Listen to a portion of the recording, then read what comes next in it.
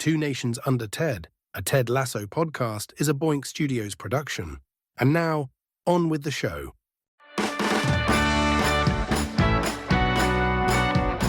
Welcome back to the program, kids. Two Nations Under Ted, a Ted Lasso podcast. We were talking off mic before we hit the record button here today. And I'm like, we just need to start recording because, man, we were already starting to dive into the scenes. This is a good, long, healthy episode, kids. So get ready. Maybe not this one, but the one we're reviewing. And maybe this one. We don't know yet. Tom Clark back here with you as always, joined by Jay Luft and Joe Higgens. And this, my friends, is episode number 10. That's right. This is the first time, gentlemen, that I have watched an episode from season 3 and thought, oh, crap, the countdown's on. And it took me to episode 10 to realize it. Like, freaking nuts. Joe, let's start with you. You said this before we started recording here today that you feel like this is sort of the beginning of the end. Yeah, this is like the first act of the finale of Ted Lasso. Like, it's all been ramping up to this, but now the last 3 episodes could, in theory, be just one big, long episode, because this, when we get into it, this is literally people's storylines being tied up, like peripheral people and people who are sort of well, that's not true, but yeah, this would be the first act of the finale of Ted Lasso, the play, the musical. Yeah. That would be terrible. No. It's not. It's definitely music. Yeah, the way they run it, man. Yeah. No, but like one of those jukebox musicals, like, you know, like We Will Rock You or something with music by Wham. No, there's already a Wham one. I don't know, but yeah. Right. So, Jay, what do you think about this one?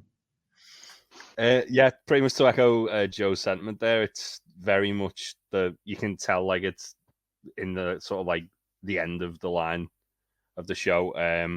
They do a lot of kind of wrapping up people's stories. They do a lot of getting people almost to where they need to be. And as we spoke about before, Ted's barely in this episode. He's in 3 scenes? Yeah, he's in briefly at the start. He's in the very last scene, and then he's in a little bit in the middle as well. Yeah, not a lot going on for the main character of the show. I'd forgotten also, guys, how emotional this freaking episode is. Yeah. Big bits. Absolutely. Big go and wash your face. Yeah. As you cry in energy. Yeah. Yeah, for sure. Well, kids, hopefully we've got you ready. We're not going to spend any more time in the intro here. We're going to go ahead and get to it. As we said, this is episode 10. This episode is called International Break. The original air date, May 17th, 2023.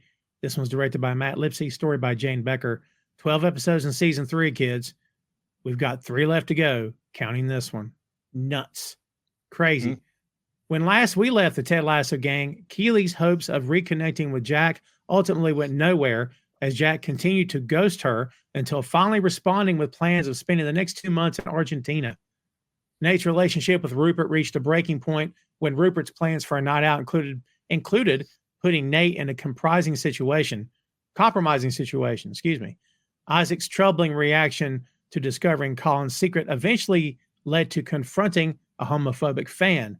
But in the end, he and Colin were back on the same page. We are kicking off this episode with Soccer Saturday. I don't recall seeing the word Gillette this time. I think it was just Soccer Saturday, which I found interesting. Don't know if there's any particular reason for it. Maybe it's just, I don't know, maybe something with that company. I don't know. Well, there was the opening Sting card thing, weren't there? But yeah. I've got it running right now. So Gillette Soccer Saturday is an actual like Sky Sports show, which obviously this mimics, but they're not licensed. So maybe it just says Soccer Saturday. Yeah. Maybe Sky have said, "Oh, you can't use that." Right. Yeah, probably. They got wise to it. It's like, wait a minute, we didn't say you could do that. You've already took Stelling off us. Yeah. You don't see this person, but you can hear a crew member saying to Jeff, we just got this in. Do we have time to run this? And then they go live, and Jeff is talking about the hottest team in the country, clearly Richmond. on a 10-game winning streak on the back of some inspired play by Sam Obisanya. We get some highlights of Sam and the AFC Richmond crew. Clinton is here. He says, Jeff, you have to think Sam Obisanya will make his Nigeria debut or the world's gone truly mad. Jeff says, but our top story, the mysterious managerial vacancy at West Ham United.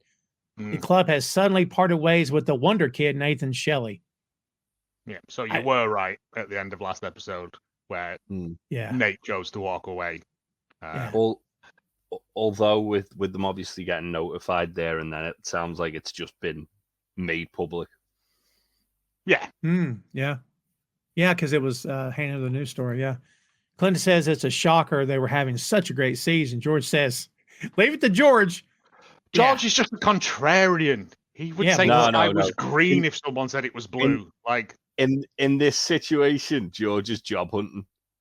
Oh yeah, he's proper. Well said. He's proper sniffing about. Yeah. The amount of times you get a manager on a show like this, and they talk about a manager getting sacked or leaving the club, and it's a manager. It'll be a manager who's out of work, who's looking for a new job, and they'll like not throw the name in the hat, but they'll say all the right things to get themselves hired. And this is exactly what George is doing here, where he's like, "Oh, Mr. Mannion, though." Yeah. Oh, he's a big, strong boy. Yeah, that's been George's entire career, though, hasn't it? We've discovered is that he's just gone from club to club to club. Like he's terrible at his job. He's just shit journeyman manager who keeps a club up. Yeah. He takes it to him here and says, "Look, Nate Shelley is the reason West Ham are in second place. I mean, wonder kid. Come on, he was my kit man for God's sake." No, Rupert Mannion is the brains behind this whole operation. Yeah, kissing up to him just a little bit. Just a little bit. Again, like this is what Rupert wanted Nate to be, as a yes man. Like, you see earlier in the season where Nate's like sending Rupert the team sheets in his texts. Yeah, and Rupert has to approve them, and Rupert's trying to be really hands on as the owner. So, you know for a fact that because he's the owner, he can't really manage the club. I don't know if there's a rule against that, but I think either way, there probably is, isn't it? Yeah, yeah, but yeah, because I suppose he couldn't sack himself. Although I have heard of like managers being like brought on and put on like the board, so it's not completely out of the realm of possibility. But obviously, it's a bit more. But yeah, he's pretty much just saying to Rupert, yeah, if you want someone who's just gonna play your team sheets, play your tactics you want, I'm your man. Yeah. Show up and take that check. Yeah. I'll happily show up, and we won't win anything. We'll go 3-3. There you go. We'll just break even. Yeah. I'll do a season, get my pay, get my golden handshake, and then I'll be on to the next one. Yeah. Jeff says, okay, let's turn our attention to the international break. National squad announcements are trickling in. Which players will get the honor of representing their country? We go to a very happy locker room as the team has won again. Jay, at this point, the press, the team's competitors, other managers, everyone, if this were real, would have to be singing Ted's praises, right? This would no longer be they're lucky. I mean, at this point, wouldn't the guy behind these things be getting a lot of the credit here for the team's success? Yeah. So obviously, as the manager, he'd be getting a ton of praise, but also I think as they're kind of putting like a lot of focus on Sam in particular, they would be talking about the players, but ultimately it would be the manager, because you can have a team of players who are amazing, but if the manager isn't right, then they're just players. They're not a team, and that's the whole emphasis of the show, is that Ted's made them going from being just players on the pitch to being an actual like unit. Yes. Also, 10 in a row, like that's pretty unheard of, isn't it? Yeah. It's not unheard of, but it's very rare. Yeah, absolutely. Like usually you'd be expecting that from like someone like Arsenal, Liverpool, City. Yeah.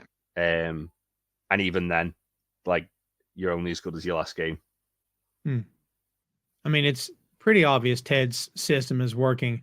He congratulates the team, reminds them that because of international play, there's no game next week. So tell everyone watching and listening, Jay, why the international break? Do you know how long this has been going on? Is this a yearly, no matter what, international break for Premier League? How's this work? Yeah, well, it's not just Premier League; it's every league.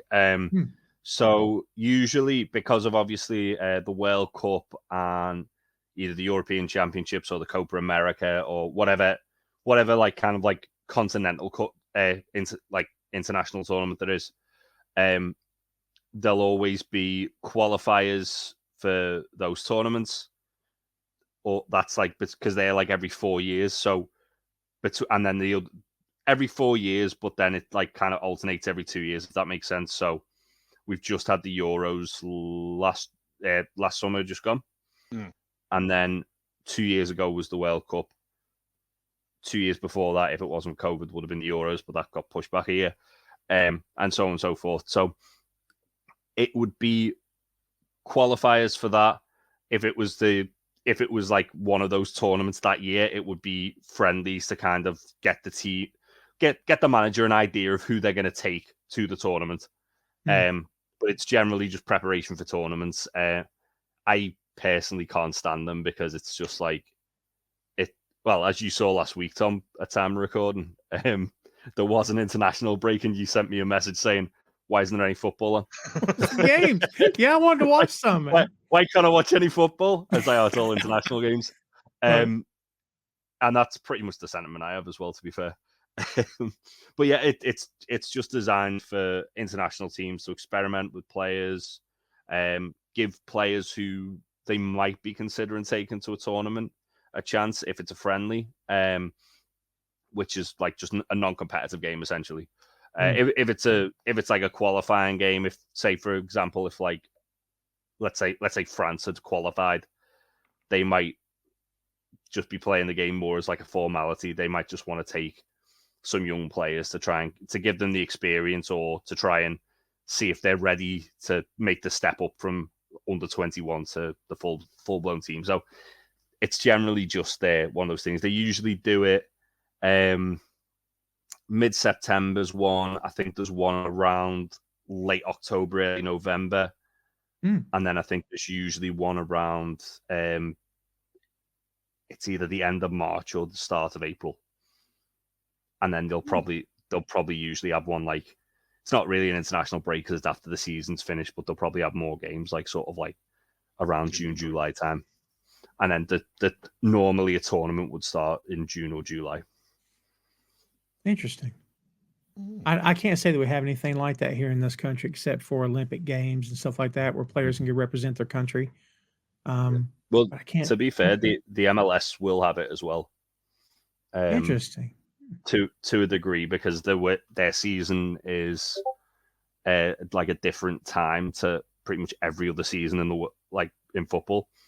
So they'd potentially see a little bit of it, but not a lot of it. But there will be international breaks in the MLS for sure. That's cool. Yeah, interesting. So Ted says, all right, hey, look, kind of hurts my feelings. Y'all don't want to spend next weekend with me, if I'm being honest. But I am the strong silent type, so I ain't going to let you know.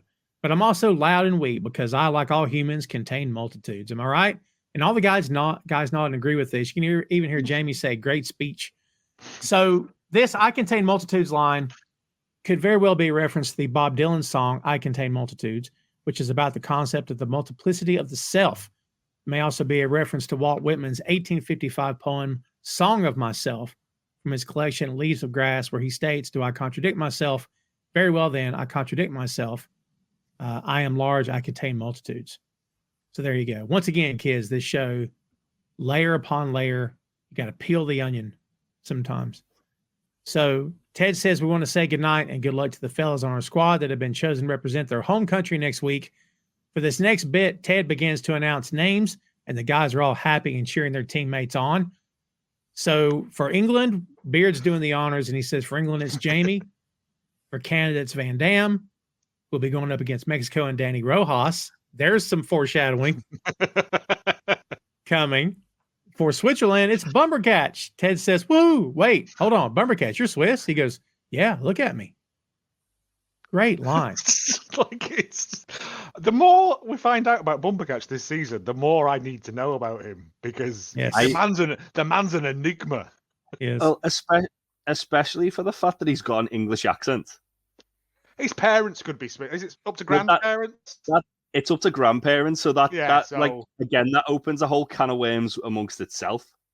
It's up to grandparents, is it? Yeah. Yes. So, if you've got grandparents of a certain nationality, you're able to declare for that nation. So, for example, a lot of like English players who probably want to play international football, but know they're not going to make the England team, will declare for Wales or Ireland or Scotland because they know there's more of a chance for them to be able to play what for was he that. Called? Gareth Bale?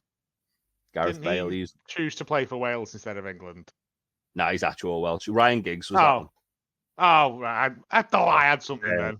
Yeah. It got away from me. You were very close. But I could technically play for Scotland. If I was anyway sporty. But yeah.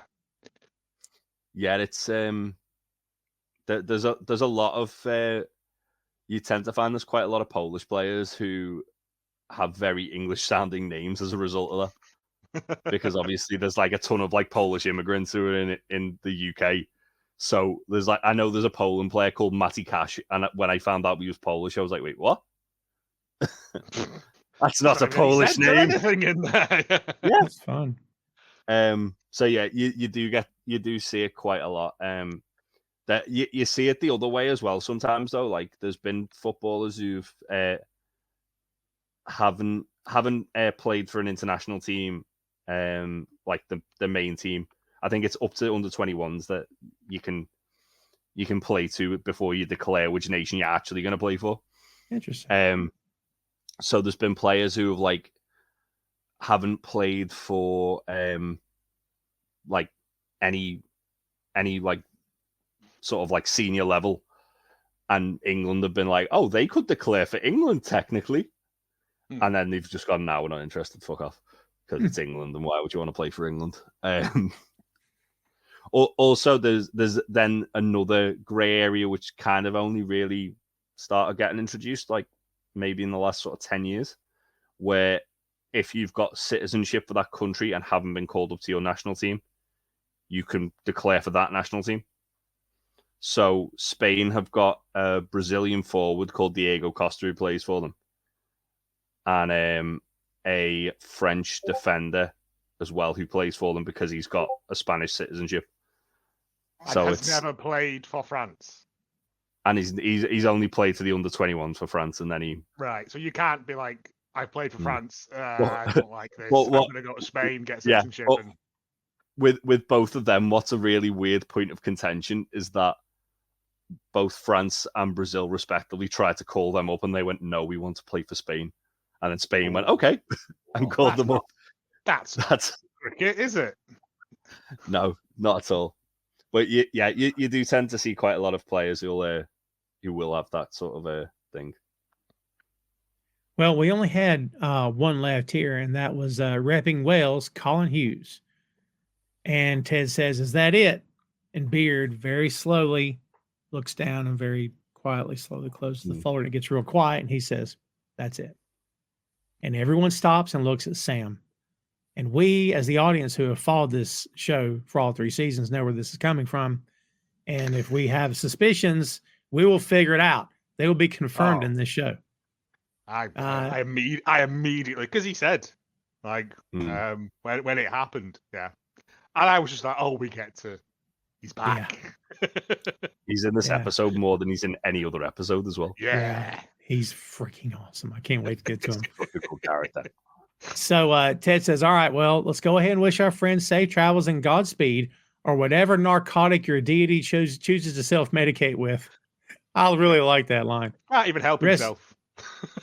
Rest of y'all see on Monday. Jamie, who's been eyeing Sam this whole time across the locker room, is the one to approach him.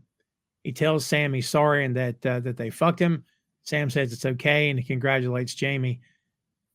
Jamie is really truly a real boy now. I don't know what's left. I know something's to come But this is awesome. I really enjoyed this. One thing that they are very sort of not so much that it like you can't see it, but it does sort of go unsaid as well, is that Jamie and Sam have built like this sort of, maybe not necessarily a friendship, but it is very much still like a friendship, but it's more like a mutual respect for one another. Where obviously in previous season, like the first season, Jamie was horrible to Sam and like picked on him all the time. In the second season, Sam was like dead against Jamie coming back, and now it's like, oh no, he's changed, and me and him like are the two sort of key players of the team. Iron sharpening iron, isn't it? It's that thing. But it's like in the last episode where Isaac gives Sam the captain's armband, and Jamie's like, "I'll take that if you want," and he's just like, "Nah." Yeah, it's friendly rivalry. I would put it down. Yeah, that's a very good way of putting it. Also, when they announce Jamie, Roy like gives Jamie a little, see, I told you. I saw that. Yeah. They're best buds now. Yeah. Oh, I love it. Yeah. I told you guys for a year now, I'm a sucker for happy endings. I can't help it. I love it. So Van Damme goes up to Dani, whose back is turned. Hey, yo, congrats, bro. Dani turns around and the music, the tone suddenly changes. It gets really dark. And Dani hasn't got that like Labrador smile on his face. Like, I am not your bro. We are now enemies. And soon you will be my bitch. And he lunges at Van Damme, who jumps back. Did you notice his Van Damme is my favorite Dani? It's awesome. Yeah. Did you notice when Van Damme walks away that Dani's he's got this crazy smile at him. So good. And he's muttering in Spanish. I don't know what he's saying. I couldn't pick it up because the subtitles didn't even translate it, because I was like, that's probably something rude. Yeah. That's so awesome. Yeah. Yeah, it's like a curse or something. I don't know. But we go to Rebecca's office. More to come. Yeah, it just says muttering in Spanish for the captions, unfortunately. So we go to Rebecca's office, and she's talking to Ted, and Ted says, and it never skips a month? Rebecca says, only if you're pregnant. He goes, well, shoot, I got to check out this wine delivery service. Sounds like a real corker. Again, it's a good misdirect. Like, they think they're talking about periods and that. Because Keely's not around, so Rebecca's had to default to Ted for girl talk. And but no, it's the wine of the month club. Yeah. She asked him if he's heard about Nathan. What do we think's happened? He says, well, boss, I'm like an incomplete list of Madeline Kahn's best films. I ain't got no clue. And it ain't really none of my business anyhow. She goes, Ted, look, I mean this in the nicest way possible, but you suck at girl talk. He says, I just don't like gossip. There's this great bit as well where it just pans across. Yes. And Trent's just there. Yeah. He's been sitting there for all of this, like from out of nowhere. I love the way they do that with Trent, though, because obviously he's meant to be like a fly on the wall for writing the book. There's so many scenes that they treat him like that. And then they just bring him pan across and he's there. And he's like, I'll wait in. Yeah. It's so good. He says, I've been hearing rumblings of inappropriate workplace behavior over at West Ham. Rebecca says, see, excellent girl talk. So he looks very proud. Does Trent as well at that? Yeah. We never get this elaborated, but I'm guessing that whoever made this up is named Rupert. Is that right? Yeah. Yes. 100%. Well, no. No? I don't think it is Rupert. I think it's because there's stuff that happens later in the episode which was indicate maybe someone's like told Trent something, because obviously we'll get to it when we get to it, but there's something that happens later on in the episode and it's like, right. Oh, okay. All right. I didn't pick up on that. I just assumed it was Rupert to say face. I did too. Yeah. With the inappropriate things? Yeah. No, I think it's targeted at Rupert. I don't think it is Rupert. Okay. Okay. Oh, I got it now. I know yeah, what you mean now. Yeah, it took me a second. Yeah. 100% on board now. Yeah. Same brain. I'm in the same brain thing now for just a minute anyway. So Rebecca says, see, excellent girl talk. So what do we think? Is Nathan capable of being involved in something like that? They all take a beat and go, no, nah. Yeah. They all agree. Leslie comes running in like he does, puffing and panting. And he's got the scuttlebutt. Scuttlebutt, yeah. It says, I don't like gossip, but I don't mind my butt getting scuttled. Edwin Akufo's back in town. Rebecca immediately reacts to this with, what now? He says apparently he's sniffing around about trying to create a super league of some sort. Yeah, Rebecca says, this is up there. This is really good. Where did you hear this? He goes, well, Rebecca, I am the director of football operations. And she's like, oh. He says, and a bunch of us DFOs have a little jazz jam band we call the Directors of Beep Operations. Akufo came up at rehearsal. Ted says, but this is up there with Ted, as a Ted dumb moment with God. It's just like, what's wrong with him trying to create? Yeah, it's so good. Why is it so bad that a billionaire wants to put together a bunch of superheroes to fight crime? Ooh, Ted, no, you're thinking of the Justice League. Oh, dang it! He thought he had it that time, No, look, and Higgins explains the concept of Super League again, even though they've already had it mentioned in when Akufo first appears.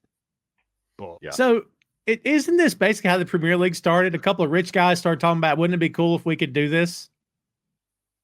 Yes. That's how the Premier League started. Yeah. Also, which is more sort of, it's more topical for the time this come out.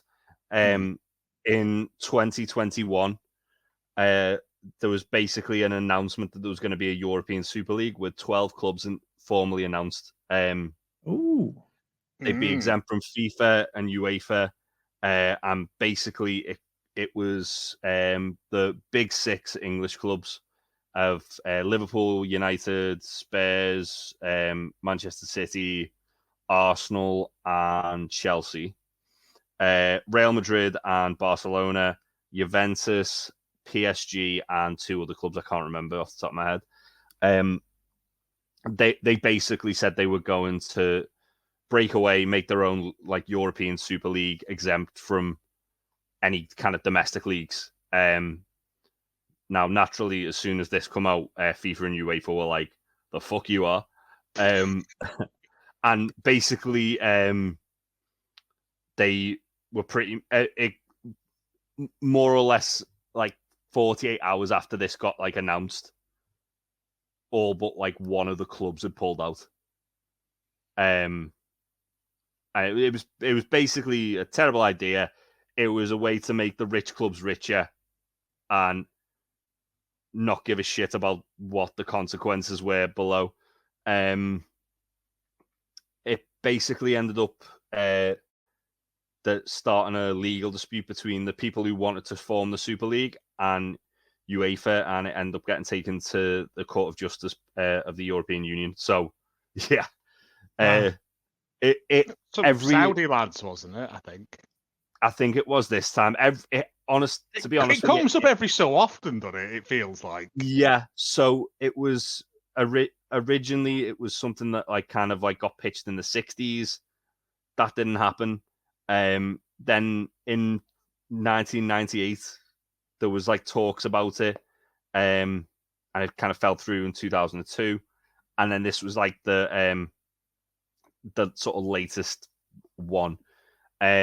I think with the kind of sanctions that were put in place this time and the threats of like, obviously, I think all the clubs involved got fined heavily for it. There was talk of, obviously, if they did, they'd be stripped of like their professional status as a club. So that would then mean the players who were playing for them wouldn't be allowed to declare internationally. So it basically, they did everything in their power to say this is a fucking stupid idea. It is a stupid idea. It is a very it's basically trying to create a cartel in football, which I mean, not that not that I'm saying there is a cartel in football, but when you refer to 6 teams in a certain league as the Big Six, and there was Eurovision. Well, yeah, and every year there's kind of discussions about giving them more power for some reason. It never comes to fruition again, but they always try and like get more power. It's a terrible idea. It's got no place in football for me.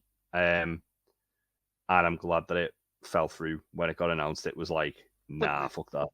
It's like Higgins says, though. Every match, you would never get a David against Goliath. In fact, David's probably wouldn't exist. And Higgins' approach to it is very different from Akufo's later on. Mm-hmm. And so I'm more on the Higgins. I don't even particularly care for football, but I like the fact that any team can end up playing any team during like the FA Cup and all that. And I like that because some lad from, who plays part-time and is a plasterer can go and play against a world-class professional. And that's kind of weirdly magical. Mm-hmm. Yeah, absolutely. So it wouldn't necessarily kill the leagues below it. I think especially like not so much in England, because as I say, there's definitely that weird hierarchy there. But when you look at like to a degree, the French league, the Italian league, the Spanish league, as apart from like the teams that were like obviously like Real Madrid and Barcelona in Spain, for example, you had teams like Atletico Madrid who were underneath there, Sevilla, Valencia, Villarreal, teams that are always kind of pushing up and moving up and down. Even like last season, there was Girona who had never competed for anything, who were like finished the league 3rd or 2nd. So it like there's a lot more kind of like shifting amongst the leagues there. So I think it's more Higgins over dramatizing it, because there's always kind of like teams that are going to be challenging that hierarchy, but obviously it's still not good. No, I just don't. Why would you want to watch? Because then those matches where you get to see two, top of their respective league teams play is a special thing. Yeah.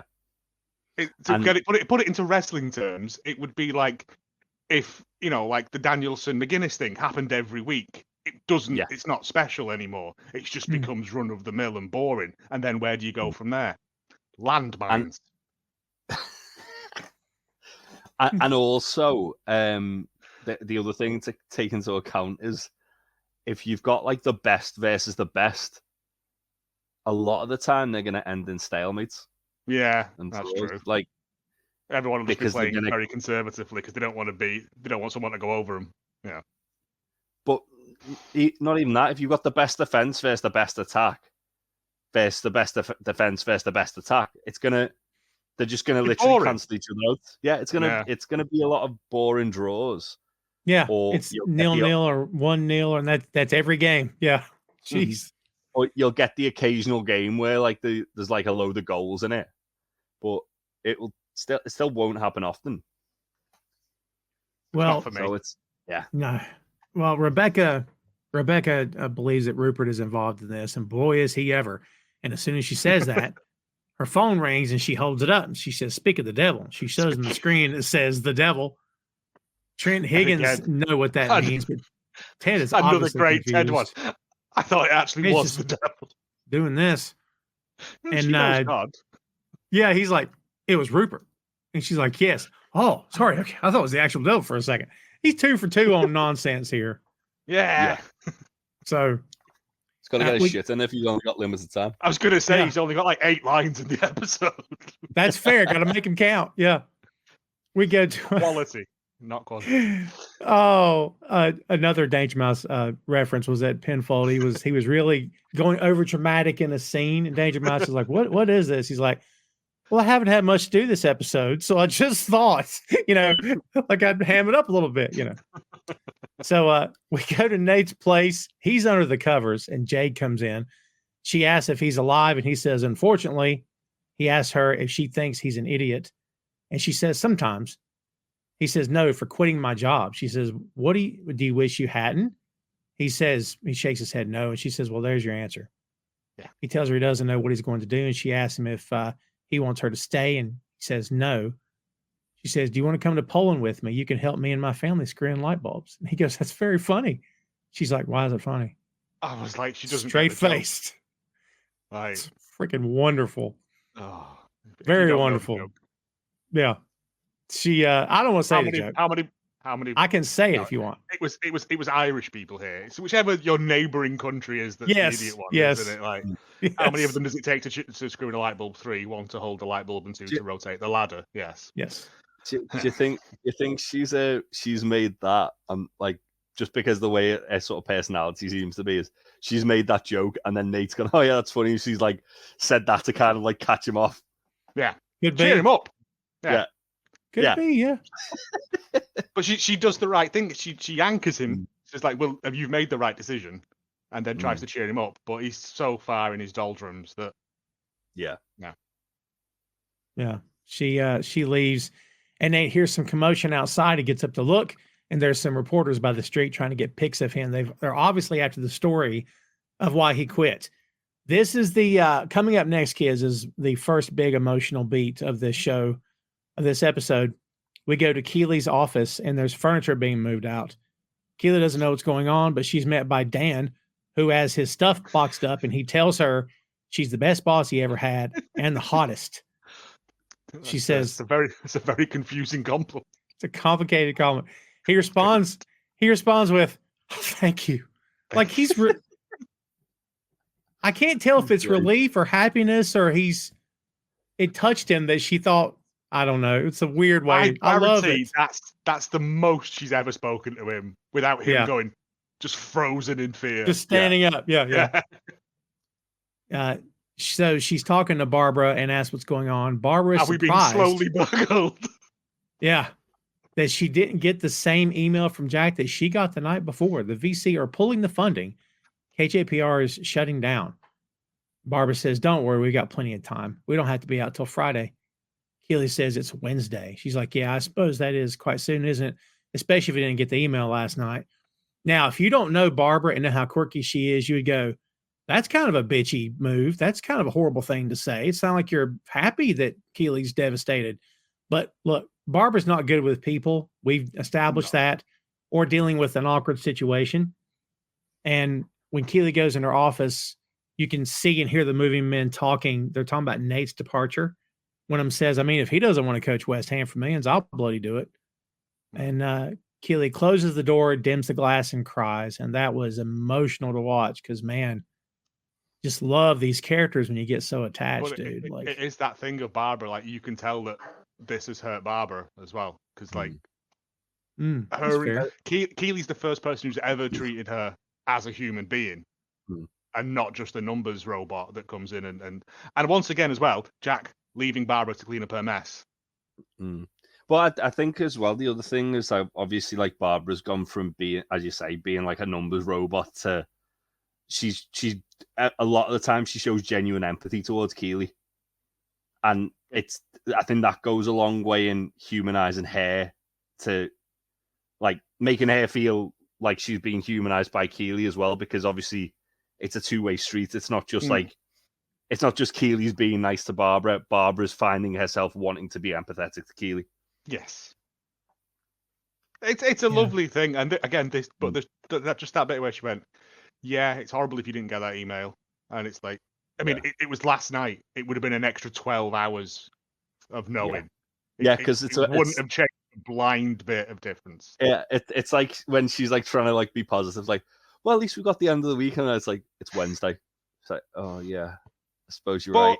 Yeah, it is one of those. But yeah, it's so Keely's dream.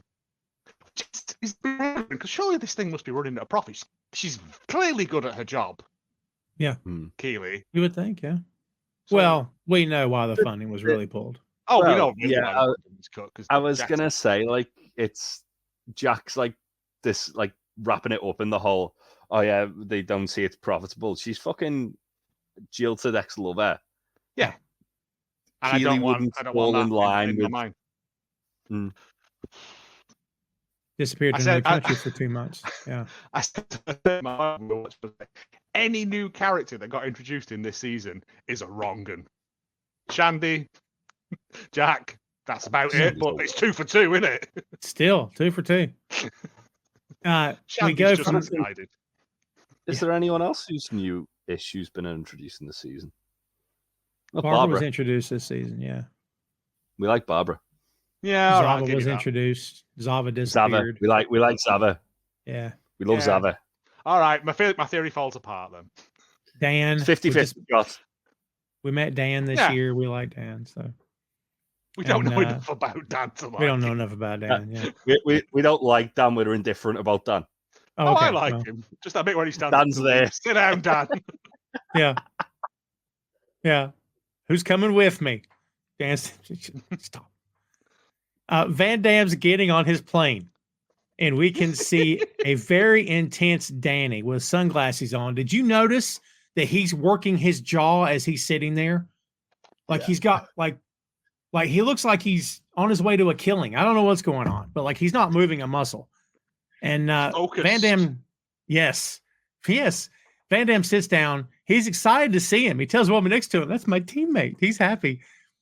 So when he goes to get his attention, he's like, "Dani." And you can see Dani just very like a horror movie.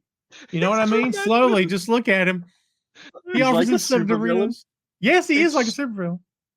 It's like such a character from Dani Rojas to oh my god, Dani, I will stab you in the throat with a pen, Rojas. Like it's Dani, do you want crisp?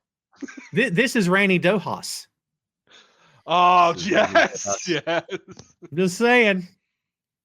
And he offers some chips, and he just takes it and crushes it, and then just empties it into his hand, and then just very calmly puts the bag back in his hand and turns around. I love how confused.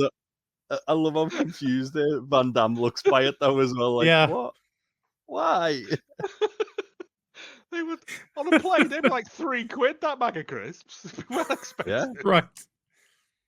Oh, comedy dictates that the person that Dani's doing that to doesn't move, and he just takes it. That's the comedy aspect of these shows. Still like, what's happened to Dani? Why has he gone mental? What's going on? Oh, I love this Dani. We didn't get enough of this Dani. I'm just saying. I think short burst evil Dani is the way to go. Yeah, that's fair. Back at the dog track, Ted, Beard, and Roy are talking about Sam's work on the pitch and that they know he's upset about not being chosen for the Nigerian team. Ted calls Sam in and tries to give him a pep talk. And he says, but don't forget, even the great Michael Jordan himself didn't make his high school varsity basketball team. Sam says, but wasn't that because he was only a 6'10" sophomore, 6'8" sophomore, and the team was in need of height, so they sent him home to the junior varsity with the hope that he would develop physically, which he did, growing so many inches the very next summer. Well, I mean, if you know all the details, it does render the story a little less motivational. That's so also, good. But before we got recording basketball, didn't he make all his money in college? That's Shaq, isn't it? Sorry. That is Shaq, isn't it? Shaq Yeah, that's made great. all his money in college. That's a great line. Oh, wow. I'm here for that. But all Ted has is, my point still stands. Keep your head up. Be a goldfish. Like, be a goldfish. Yeah. Call back to a very early episode. But Sam's truly crushed. Jay, we know later what's going on, so I could save it till then, but I'm going to ask you right now. I'm sure the answer is yes. Do we know how often it's happened? I don't know if you know. But owners or influencers being able to keep a player from an international team because of a grudge, I mean, I don't know. Is that real life? Probably. I don't know of anything myself, but I do know obviously like where there's been like the only thing sort of similar I can think of is where there's been like times where you've seen a player who's been playing incredible and everyone like the player's manager, the media are saying this player needs to be called up for the country, and then it comes to the call-ups and the name's not on the list. And it's like, what? And then usually Gareth Southgate will be making an excuse going, oh, well, I don't like this player for this reason. They don't fit into my system, even though they've got these players who do the exact same thing, but played about a fraction of the game time. So a lot of the time you will see, like, it's more usually managers who are too stubborn to call up a player just based on the fact that everyone seems to see something that they don't. But as far, I mean, to be honest, there's quite a few international countries who have had scandals, so I wouldn't be surprised if this is based on something that actually happened. I did look into it. I didn't see anything. Okay. But that doesn't mean that it didn't. Sure. But I have seen obviously times where players have or haven't been called up because of their biases. So yeah, it's one of those things. I honestly couldn't give you a definitive answer on it. Well, if humans are involved and humans are flawed people, then yeah, surely someone's done something to somebody somewhere. So I can't get much more vague than that. Beard gets a text message, and it's Jane, and he tells Ted, tonight me and Jane have reserved an axe throwing lane at Hatchet and Rye. You fellas care to join the festivities? Is Hatchet and Rye a real place? Do we know? I don't think so. Probably. There's about a million axe throwing places that have sprung up and then immediately folded because it's niche. It's fun. It is. But you go once and then like we went to that one time, didn't we? We didn't do axe throwing. We played mini golf, but no, we went to darts. We went to darts. We played darts. Sorry, yeah, that was it. But they had axe throwing there also. Yeah, but I was too hammered by that point. Yeah, I didn't trust myself with an axe. No. The first time my kid. I would say, but Beard, on the other hand, has a lot of axes. Oh yeah. The first time my kid ever threw an axe, we went to one of those places. The first one he threw was bullseye, dead center. Lovely stuff. Stop there. And I looked around. I'm like, should I be proud of my child who can throw an axe bullseye, or be scared of my child that can throw an axe hit a bullseye? Yeah, he's got a lot. He's telling Ted, can you remember, or telling Jane, can you remember to bring my throwing axe, please? No, not that one. The one with the leather sleeve. You know what? Just bring them all. And Ted says, how many axes you got? 17, but they're not all for throwing.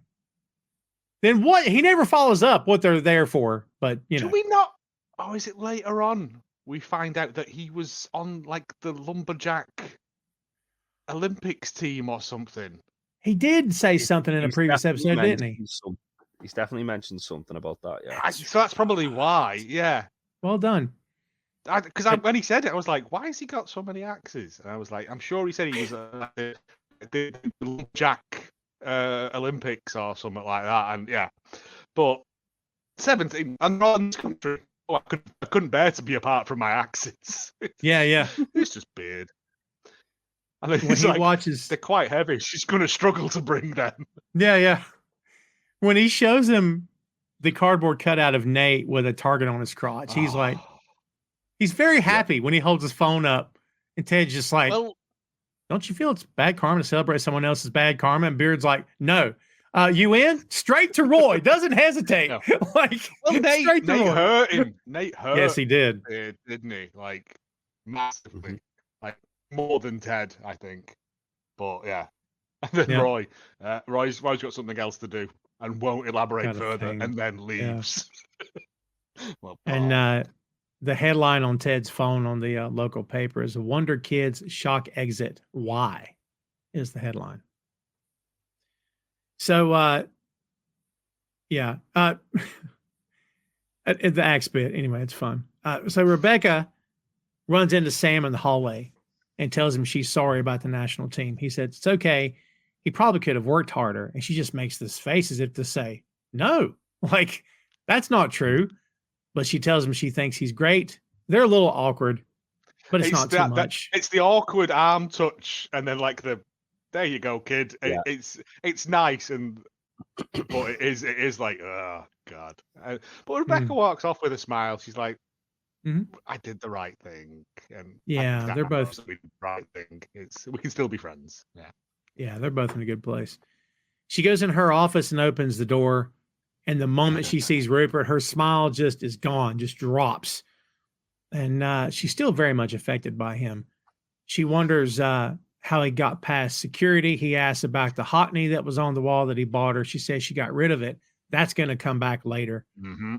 And she wonders how he got past security. He tells her it's his old mate, Renee. She says, the creepy old man who lives in the sewers? He says, well, that's rude. He only works in the sewers. That's a callback to Beard's Night Out, isn't it? Beard's Night Out, yep. Yeah. Beard After Hours, when Renee let Bass, Paul, and Jeremy through the tunnel and onto the pitch. Yeah. Just like she thought Rupert's in on Akufo's Super League and invites her to come, he thinks it will be good for the game.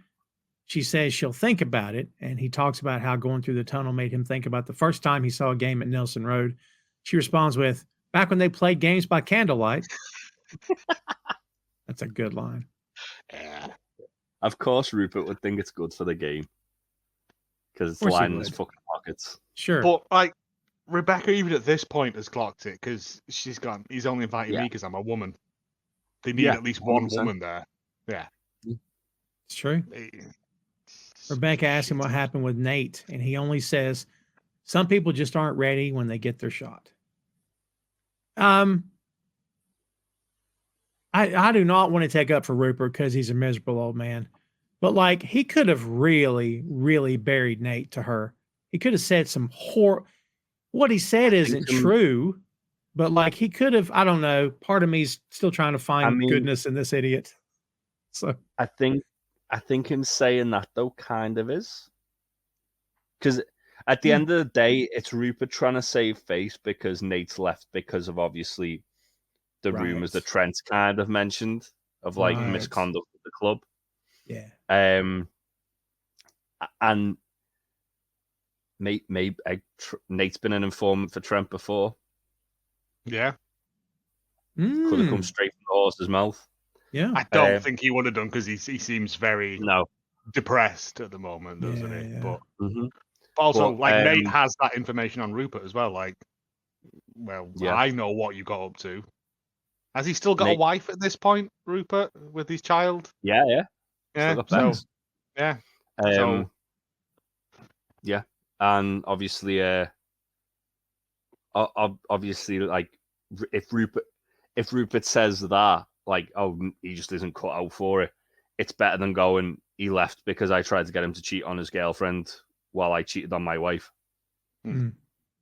Like, it's all about saving face for Rupert there as much as it is, like, again, it's like a backhanded thing, isn't it? It's not going, oh, well, he just wasn't good enough, because he can't really say that because they're second in the league. Yeah. And West. Again, Rebecca's not a duck egg. She'd have worked out that something's gone on. Yeah. She knows Nate's a sweet kid. Like, yeah, he may have been down a dark path, but she's been with Rupert for years. She knows that 90% of what comes out of his mouth is double talk. Like, it's yeah. The next scene is Roy in a party hat, just, with that scowl. He does not look happy. It's Phoebe and her mom. They're wishing him happy Uncle Day. Seen Phoebe in so long, and I forgot how delightful she is. Just like Henry, she's sprouted as well. She's growing. It's Uncle Day. It's Uncle Day. And her mom says that any day that annoys Roy is a holiday for me. And, it's her favorite day of the year after Roy's birthday, and is it Spurgensnacht or something where Germans dress up as monsters to chase winter away? That's it. Yeah. Yeah. Phoebe goes to answer the door, and by the way, this is Dr. O'Sullivan. We never get a first name for Roy's sister. She's played by Sophia Barclay, and she said, Phoebe told me that Uncle's Day is her favorite holiday of the year. And Roy just says, fuck off. Right. Then she tells her all that stuff and was like, she might be an old soul, but she's proper fucking dweeb, isn't she? Dweeb, isn't she? Jamie is the guest. First thing out of Roy's mouth, the fuck is he doing here? I love when Roy hears Jamie's voice's reaction where it's like, what's happening? Is this an intervention? Phoebe says, I had to invite your best friend. He isn't my best friend. Also, how did Phoebe get like Jamie's contact information? No kidding. Oh, she'll have spoken to Ted. Oh no, she'll have spoken to Keely, Keely. yeah. Keely, She yeah. goes, can you get me in touch with Jamie? I want to surprise Uncle Roy. And Keely would have gone, yes. Yes. Definitely. This will be fucking hilarious. Yeah. Keely says, well, you talk about him a lot. You spend every day together. Roy's like, well, he's not. Roy says, Phoebe says, so who's your best friend, Jamie? Jamie says, probably Isaac. Roy goes, fuck off. Like he's upset that Isaac is his best friend. Phoebe says, after the Amsterdam bike thing, they're like a weird, like codependent married couple who kind of hate each other, but can't exist without each other as well. Yeah. Yeah. I mean, we know realistically, Jamie's best friends are Roy and Sam. And Roy's best friends are Jamie and Phoebe. Yeah, that's fair. Phoebe says, that's a pound, Uncle Roy. Roy says, bill me. Bill me. Because they still got the swear jar going. She wants Jamie to give him his gift, and he hesitates, saying it's dumb. Roy goes to open it, and it's the original England kit from the World Cup. He says, your name's on the back there. I got him to change the E to a U. And there's a very long pause as Roy's just holding it, and he's just looking at him. I love it. But then you can see so Phoebe's brain working as well in the background of that shot. She's like, you owe me £1. I didn't say it though. Yeah, but you made me think about it, and that's as bad. Yep. That kid must be making bank. Jay's like, yeah, fair play. It's good. It's time for Phoebe's gift. She's made Roy a tie-dye shirt at school, red, orange, yellow, for his name. Her mom is side-eyeing him. Yep. Reminding him. When she hands it over, and Jamie goes, that's nice wrapping paper. Yeah. Yeah. Her mom's like, so she worked hard on this, and she's really was excited to give it to you. And Roy's just like staring at him, and he's like, thank you. Like he doesn't know what to say. It's so the way as well, Jamie goes, that's fucking amazing. And then Phoebe just puts a hand out immediately. He goes, worth it. Worth it. Love it.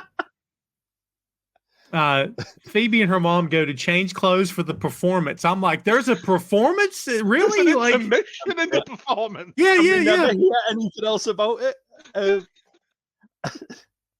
Just imagine the two of them. Oh, they're doing a little song Uncle and Roy, like as a musical or something. Yeah, you know for a fact Jamie's gonna be sat there clapping and loving it, and Roy's just gonna be bring it up at every available opportunity. I love the way as well Jamie goes, your sister's really fit, and Roy's like, I will cut your eyes out. Cut your eyes. Cut your fucking eyes out. Yeah. But I think that Ted does really well is that like it doesn't have to show you what that performance is. Because whatever it shows you isn't going to be as good as what you've got in your head. Like, yeah. It's just a brilliant thing because you know these characters so well. It's just like you said, Jamie's going to be sitting there full of party rings and like cut triangle sandwiches, having a whale of a time, and Roy's going to be hating it, but can't leave because it's his sister and his niece. It's true. This next bit is bad, but it's so funny. I popped several times. Sam is walking to the restaurant. You notice on the sidewalk, he's upset, but then he takes in a deep breath and smiles because he's about to go in the restaurant. He's trying to cover his emotions. I'll put on a smile because he's still stressed over the not making the team. And he goes in, the place is empty. And he's told that all the bookings canceled except for one. And of course, it's Edwin Akufo. Sam Richardson, of course. Edwin's back. He's so good. And the first thing out of his mouth is pinky dick. I mean, Sam. He does this like 6 times or something. Yeah. But not only that, everyone else who's with Edwin calls Sam pinky dick. I mean, yes. Sam. I mean, Sam. Charles Saziba, food blogger for The Times. Charles shakes his hand and goes, Edwin has told me awful things about you. When he shakes his hand. Who says that? Akufo says, Charles is helping me find the best West African chef in London because of starting my own Nigerian restaurant, but meters from here. We're going to serve the finest Nigerian cuisine along with Chicago-style hot dogs because it's my favorite food. Christ. I kind of want to go there. Like, yeah, I'll give it a shot. It's just a wild combination of food. It's like there's a place in York that's like a butcher's on one side and then just delicious cakes and pies on the other side. And it's the smell of raw meat is not in any way conducive to, oh, you know what? I'll have a scone. But it exists and it's been there forever, this place. Weird. And I also Charles had to look up what a Chicago hot dog was as well. Oh, yeah. To see if it was a special thing. It's just a beef frankfurter, topped with yellow mustard, sweet pickle relish, white onion, tomato slices, and like peppers. It sounds quite nice. It's very good. The option, I'd rather have some Nigerian food. Like, both. I was going to say they could load it like a chili dog. Ooh. We've got a hot dog place not far from where I am right now that do a lot of specialty dogs, and one of them is Chicago style. I've been meaning to try it out. You have to do it, let us know. I will, yeah. So Charles goes, "Oh, Sam, I mean Pinky Dick." So he corrects it the other way. Mr. Akufo found a tiny piece of glass in his food. I assume our meal will be complimentary. And Sam's like, yeah, sure, whatever. You notice that Sam's not suffering these guys at all. He's just please get out. I'm in no mood for this. He's like, all right, here you are, dickhead. What do you fucking want? Yeah. I love how like absurdly petty Edwin is. Like, yeah. It is like to the absurd, like how petty he's being about everything. Very absurd. Again, as we saw him at the end of when Sam refused his offer. Oh, it's one of my favorite scenes the entire show. Yeah, it is a brilliant scene. But he immediately goes from being like fun and kind of benevolent to a petulant child. And he's clearly not been able to let go of this grudge because he's now got this guy involved. He's planting glass in food, and as we find out, he's been making false bookings in this restaurant just to mess with Sam. Well, when they're going to leave, they're going to shake hands again, and Charles goes to shake his hand. He goes, "It is nice to put a name to such an ugly, horrible face." But then he looks at Edwin for approval, and Edwin nods like, "Yeah, I enjoyed that. You've done well. You have pleased me." There'll be a new car outside your house when you get home. Right. We find out Akufo had booked the whole restaurant and then canceled. And then Richardson starts doing all these voices. One of them is Ringo Starr. He booked a table for four. The Fab Four. Starkey Party 4, the Fab Four. Yeah. This is so awesome. This is why it's impossible to hate this guy. Boink Studios is the home of Tom Clark's Main Event, Tom Clark's 6M podcast, and Two Nations Under Ted, a Ted Lasso podcast. Visit the site today for links to every podcast platform, social media, special announcements, and a lot more. Check out the site and bookmark today, boinkstudios.com. One's an American. I mean, he just keeps going. As we bring out all your Nigerian cheese. Yeah. As we said before we started recording, I definitely feel like they've just got him to do every accent he can, and done like just cherry pick the best ones. And there's probably a sizzle reel somewhere of him like doing everything. But again, it's just petty. It is. Like Sam's a footballer; he can afford to keep that place going. Yeah. Like, oh sure. But it's just the work of a deranged man. It's the fact as well, though. He's like a mustache twirling villain. He's like, business is... Yeah, it's like the way he goes, "Oh, business is slow tonight. There's no tables. That is because I booked them all." Yeah. If he had a cape on, he would have been out the door. Right. Yeah. Well, then as he goes to leave, he turns around and he's also another thing. Was it 20 million? There's a lot of freaking money. I gave the Nigerian government 20 million to ensure that you. So there is a little bit of real life stuff with involving this. Not like the Nigerian government being bribed to leave someone off the team, but So in 2010 in the World Cup, Nigeria had their worst performance ever in the World Cup. To the point that the president of Nigeria at the time, Goodluck Jonathan, suspended the national. Great name, by the way. Amazing. Not as good as Tokyo Sex Whale, but it's up there. Yeah, it's up there. Yeah. He suspended the national football team from international competition for 2 years, because they basically done this. FIFA banned Nigeria from international football for reasons of political interference. Yeah. So this was on the 30th of June 2010. On the 5th of July 2010, the Nigerian government rescinded the ban of the national football team from FIFA and African Cup of Nations football. But the sanction of the suspension was applied by FIFA 3 months later. On the 4th of October 2010, Nigeria was indefinitely banned from international football due to government interference following the 2010 World Cup. 4 days later, the ban was provisionally lifted until the 26th of October. The day after, the officially unrecognised Players Union, the National Association of Nigerian Footballers, dropped the court case that they had against the Nigerian FA because obviously they allowed the government to basically get involved and go, nah, fuck you guys. So wow. there is a precedent there that that's played a part into why they've worded it the way they have, that Edwin paid off the government and not the FA, because the Nigerian government does have a history of involving itself in the national team where they shouldn't. I mean, it is also, like you say, Edwin being this Dick Dastardly style villain, as well. Yeah. And he's, what was it? Does he call him a turd as well? Yes. You Nigerian turd. I will never stop. Never, ever. And then he goes, no, never. He's sing-songing too. Yeah.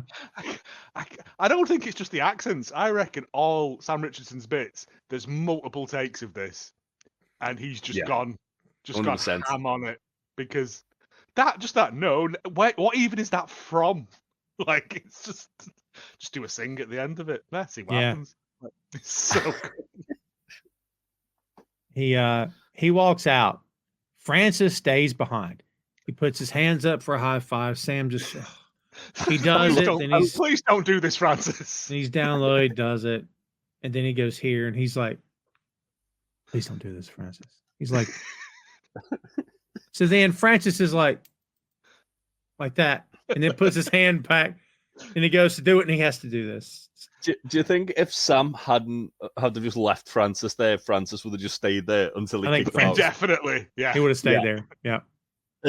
What is the I can't remember I can't remember the chef's name, but she's just looking at all of this going, what is happening? What's going on? Yeah.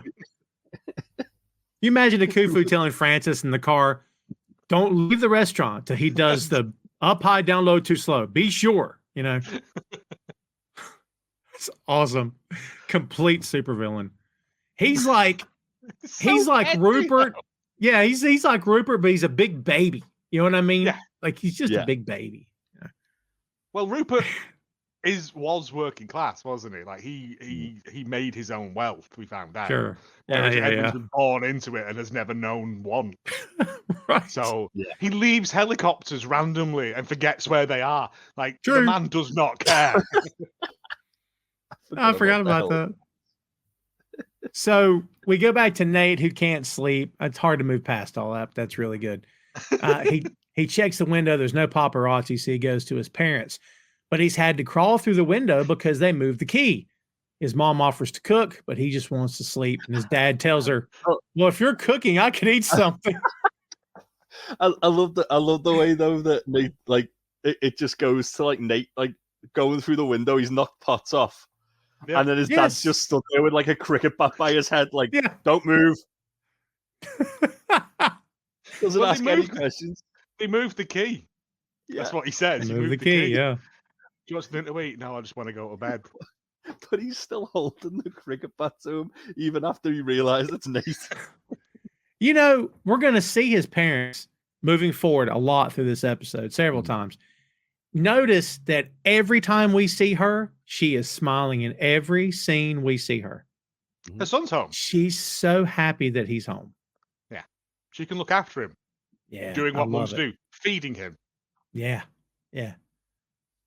Dude, to this day, I'll go see mom with the wife and the kid, and the first thing she'll say is, "Anybody want anything?" I'm like, "No, it's 2 o'clock. Not even through the door." Yeah, we're good. Yeah, but no. So, again, with them being Asian, it is just a feed your problems away sort of thing. Because when he's in bed, she brings him in like samosa and burfi as well, like just snacks, just stuff. It's to cheer him up, because who doesn't love a samosa? Yeah. By the way, kids, we didn't mention this at the beginning here. There's a lot of cuts, so we're going to be jumping a lot through this episode. So chops around a lot this episode. Yeah. I'm going to tell you about something, then we're going to go ho ho, and then hey hey, and then boom back to the other.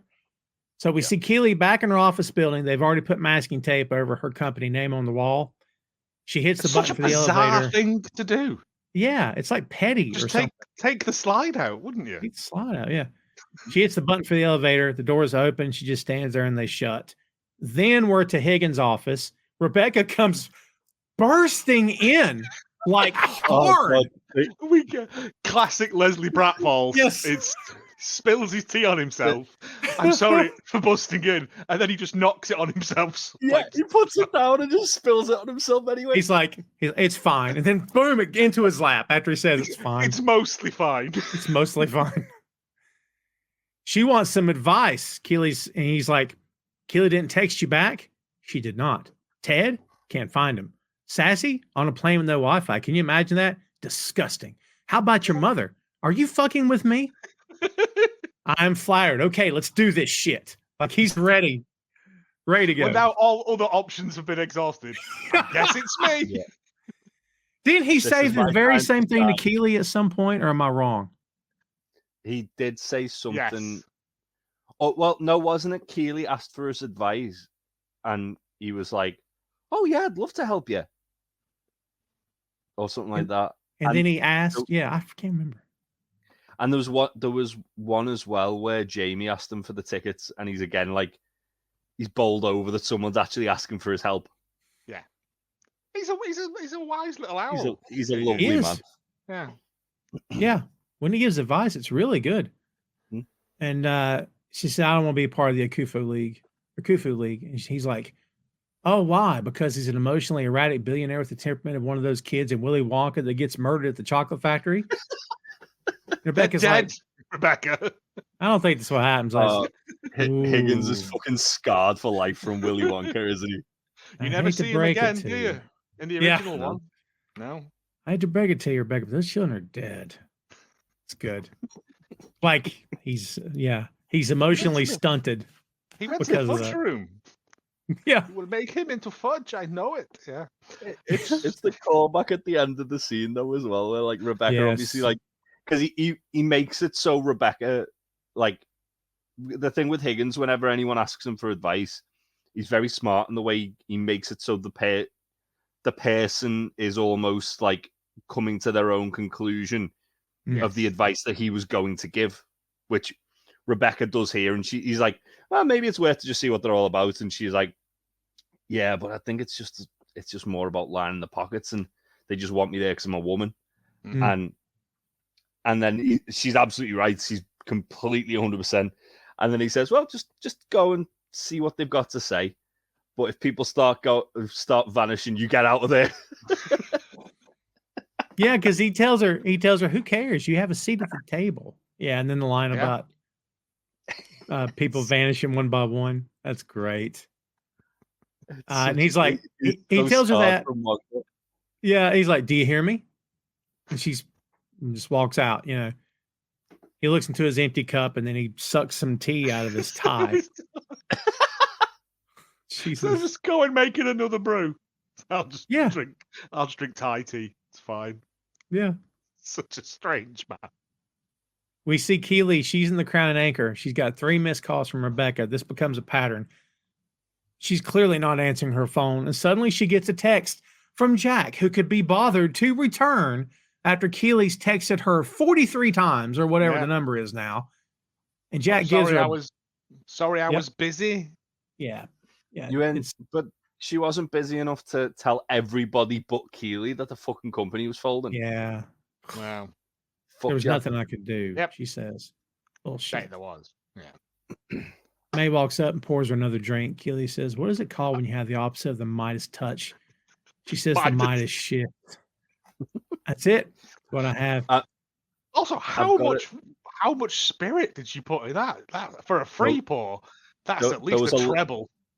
I was going to say there was a lot of ice in there, but it was definitely above weights and measures. Yeah.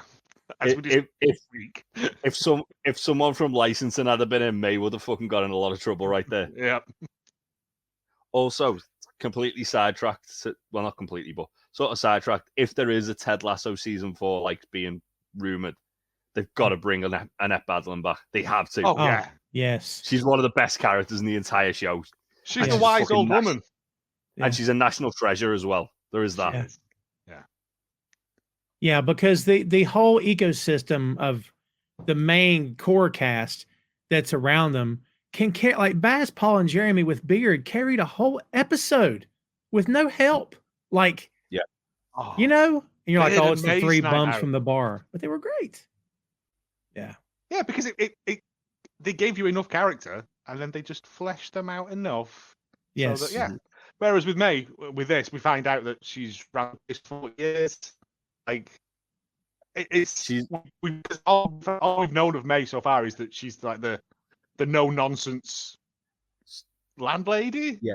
So she's that's all we really know.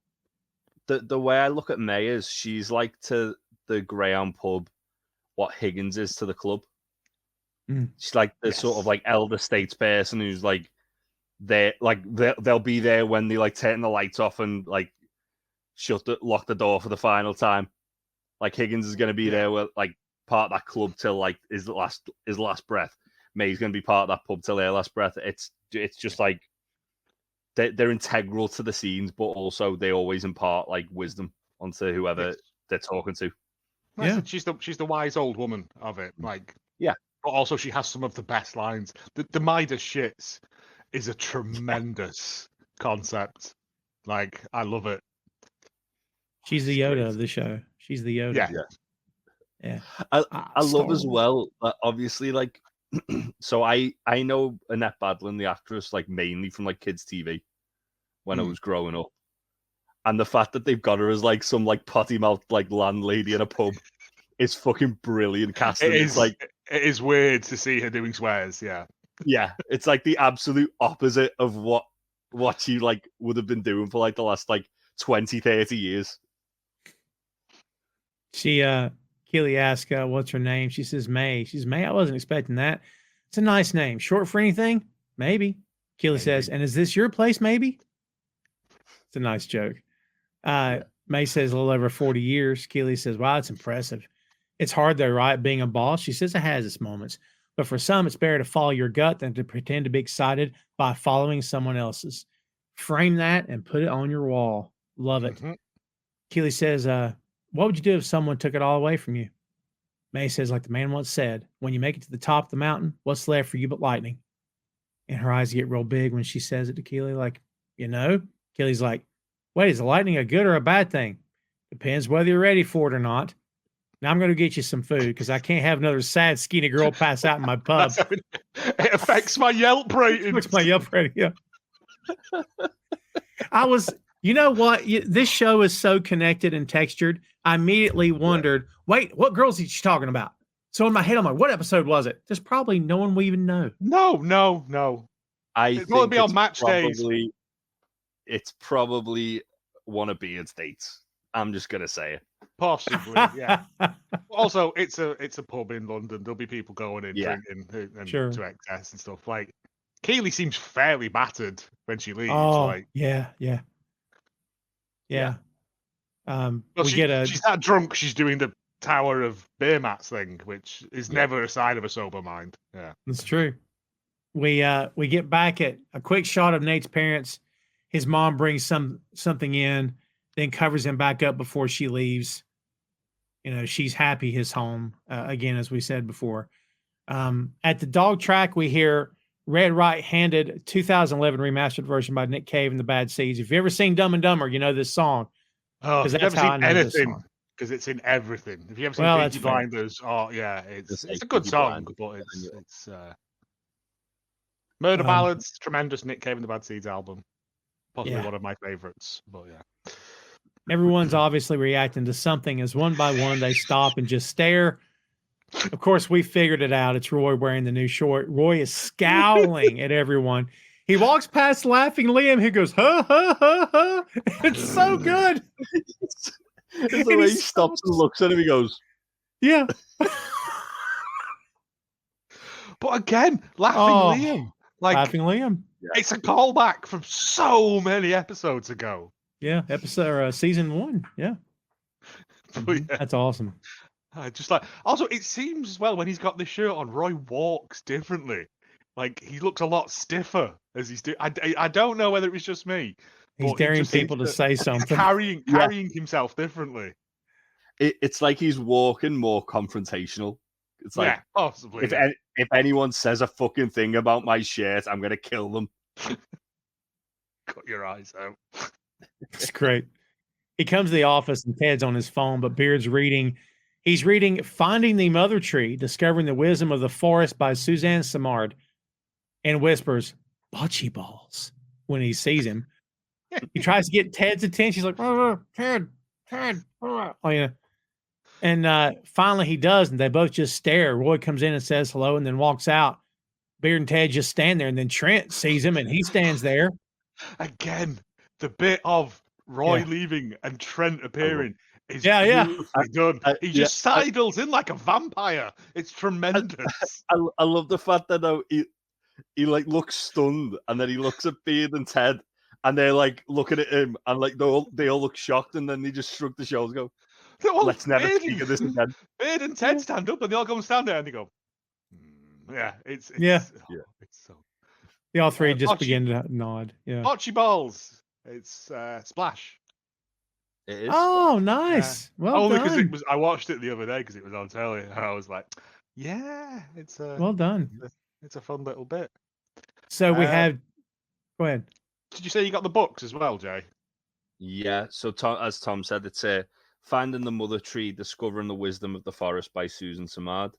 It's an autobiographical account of her role in developing the theory that came to be known as the Wood Wide Web, which is about how trees communicate and share nutrients to support each other, a distinct contrast to prevailing theories that trees, and maybe even other organisms, primarily compete. So it's essentially it's kind of like, obviously, everyone supporting the players who got called up, and also supporting Sam because he didn't get called up when he should have. Didn't we? Wasn't this talked about in a previous episode? Because if it wasn't, I've heard it somewhere recently. It's it probably has been, but it is one of the things. Like, people used to think that trees competed for light, but they don't. They will actually share stuff because it makes everything better, which is the basis of Ted Lasso. Yeah. Again, it's like there's something that happens later on in the episode which kind of like solidifies this point. Obviously, again, like Jamie going over, like Jamie giving Roy the share is a nice thing Jamie's doing to Roy. Jamie going over, Roy being happy for Jamie for getting called up. Jamie going over to Sam to make sure he's okay because he didn't get called up. Everyone supporting everyone else except for Dani and Zero, but don't worry about that. That's the fun aside. And and then the bit later, like much later on the episode, which again, as I say, kind of like solidifies the point with Jamie and Sam. But yeah, it's just a cool little thematic thing. Easter egg, yeah, it's cool. We have two quick scenes. One of Keeley making a house of you call them beer mats. I call them coasters. Is that what you mean? Yeah. Is that what you call them? So the beer mats, because you'd largely get the cardboard ones in pubs. For beer. They absorb nothing. They just spread liquid around the table. Are they cork or are they cardboard? Because they're cardboard. They're just pressed. They're just pressed cardboard. Wow. You get them from breweries and stuff. You'll get a wedge of them, and they'll have competitions and stuff on them, and you just bid them at the end of the night. One thing which I think it's still like a thing is that because of COVID, with like the fact that it like soaks up in it, you can't like clean it properly off like the surface. They were actually banned for a bit. Oh, really? Wow. Yeah. Didn't know that. Because as you know from working in a bar, Joe, like they'll cling to the fucking table. Oh yeah, if they get soggy enough, they will. You have to scrape them off with your nails. Yeah. And because it was so because it's literally so difficult to remove, and with the COVID germs, it was like, well, can't do it. We also get to see Nate's mom bringing a food to a closed door. The camera never goes up. The door's open. The food's taken in, and then it's replaced by a tray of dirty dishes. So he's obviously still eating. Back at the dog track, the guys are watching the Canadian team versus Mexico, providing the voices. I didn't know this on the first shot. No, the voices I didn't. Of the Canadian announcers of the match were Ryan Stiles and Colin Mockery from Whose Line Is It Anyway? The show's been on the air for like 38 years or something. It's still on, I think. Wow. Yep. Yeah, and I remember watching that as a youth, as a child. They're so good. Nights. You know, Lanny, when Mexico comes up here in our kitchen, the record books go right out the window. Well, for sure, Bruce. It's a tough game, but there's a begrudging mutual respect between the two teams, eh? Oh, they go together like nachos and poutine. Oh, now you've made me hungry. That's terrible. That's so terrible. It's terrible patter. Like, it's absolute so garbage. But I reckon because it's Colin Mockery and Ryan Stiles, they've just gone, here's a clip. Yeah, just put some over it and drop it in. We did some stuff. There you go. Yeah. It's love 100 takes and this was the best one. I'd love to see if like Canadian commentary on football is really like that, because they're not really a big that vanilla. Country. Yeah. Hey, yeah. Oh my! You notice that when the camera's painting over, Isaac takes his shades down and look at Roy's shirt and then puts them back on. Roy shoots him a glance. It's great. So the part we've all been waiting for, Dani's driving the ball down the field and he kicks it straight into, no hesitation, into Van Damme's face. The guys in the room were all go, oh, like right in the face, and it cuts to Van Damme bleeding out. Like Dani just looks at him and just walks away. You notice even his teammates come up to check on him. Dani just walks away. Like that's what you get. That's what you get. Oh no, right in the nose. Straight in the sniffer. That almost seemed deliberate. And Ted says Dani kicked the crap out of it too. The commentator's like, for sure, Bruce. He's a different fella in Mexico shirt. That's a lot of blood, for gosh sakes. Hey, I apologize for the language there, folks. What language? The Canadian, they're like inherently polite. That was so much fun, isn't it? But yeah, it's just the fact that it's just he hoofs him in the face and then walks off. Wow, does he even bleeding out? No, it bounces right off his face, and because he saved it. He saved it with his face. Van Damme drops to the ground and they stop play because I was gonna say crimson mask on. At least if he at least if he's doing that, make sure he fucking scores the goal. But that's the point of it. Dani didn't want to score; he just wanted to hurt him. Wait, Joe. Oh my God, how did I miss this? That's the same foot that killed the dog. Yeah. And that's the guy that launched a ball straight into Van Damme's face. Yeah. Football is life, but sometimes also football is death. After Sharon did this. Yeah. After Sharon made the evil Dani. She's guilty of so much. That's so good. Wow. That's fun. And one more thing is Van Damme, when he's laying there, he's just like looking at him as he's walking off, like, what have you done to me? Oh, it's great. So in Rebecca's office, her phone goes off, and when she goes to find it, she pulls out the Army Man and the green matchbook. And on the phone is a text from those two things go all the way back. Yeah. On the phone is a text from Rupert reminding her about the meeting. She texts back that she'll be there. And boy, Rupert's glad to see that, let me tell you. So what's interesting about that is obviously she looks at them before she almost as if she's looking at them to say, what would Sam and Ted do in the situation? Yes. Very good. Yeah. They would go to stop it from happening, essentially, to derail it. Yeah.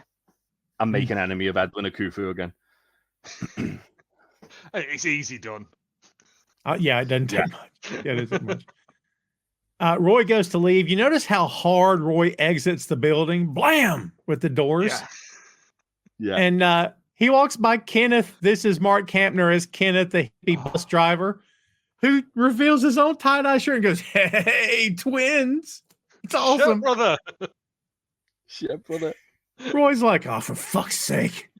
But again, right, this is the start now of like Roy realizing that he has changed, because he takes it off and throws it on the floor, screams off in his Jeep, and then's like, goes back, picks it up, still sat in his car with no shirt on, which I don't know, whatever. But like old Roy would have just left it, but his niece made him. He loves his niece. He's a better person, and this is the start of that wrapping up Roy sort of part of it. We see Keely out walking. Rebecca's still texting her, but she's still not responding. She sees something catches her eye in a display window, and then we cut from that. I told you, cut scenes. Back at Nate's parents' house, his mom's brought a tray of dishes back to the kitchen. She is smiling through the entire time as she walks in front of that cam. I really caught that. And his dad is just frowning like he always does at the table, you know. And I'm surprised to see that didn't get weird. It's his dad, and we know that his dad's always been hard on Nate. Yeah. And you can't do this forever. You can't sit in your room with your mum bringing you food. You've got to face the real world at some point. And he's like, how? I think the way I read it was that, how long do I give him? Yeah. I did until like later in the episode, and then it kind of explains itself. Yeah. But we don't know that at this point. Oh, no, yeah, of course. But it explains itself, but also it explains why Nate's the way Nate is, but not for the reason we think. Yes. It's very interesting. It's one of those bits where I was like, oh, my heart. Yeah. So Rebecca is prepping for this meeting. She's in the mirror and she looks, and there's a little kid in the mirror. It's her. And then she makes herself big. This is all the way back to season 1 when they gave Nate the advice. Yep. And she doesn't gob on the mirror either. Not that time. The little kid is we'll important. See again. Yeah, we will see that little girl again. But again, it's just a beautiful bit of, even though Rebecca is Rebecca, you know, she's a no nonsense, takes no guff from no one. Like, she still has to perform this ritual before going dealing with all these old farts. Like, she knows what it's going to be like. The old boys club, all of them sitting around, like, slamming each other's dicks in the door. But yeah, you've got to prepare yourself mentally for that, because she knows what's going to happen. Yeah, absolutely. But it's just one of those really touching scenes, because she seems genuinely shocked, like, to see herself as that little girl. Like, it's a nice bit. It's really good. Roy has walked Phoebe to school. She tells him he looks nice. He's still wearing the shirt. And this, he sees Mrs. Bowen. We haven't seen her in a while.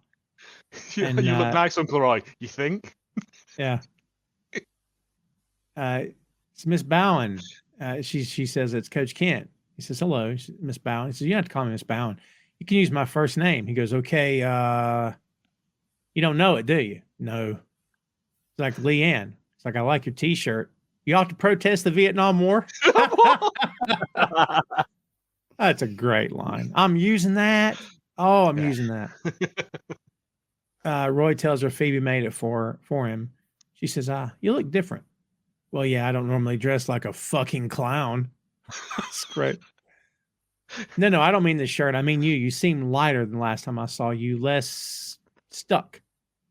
He's like, stuck? She's like, yeah. He says, hold on. Weren't you flirting with me last time I saw you? Spohn says, I teach kids. I don't mind cleaning up a mess. I just hope that mess didn't cause too much damage. It's awesome. Roy says, Then Roy gets the penny finally drops in Roy's brain. He figures it out. You notice that he says, fudge. Not fudge, because he remembers. Cool. Yeah.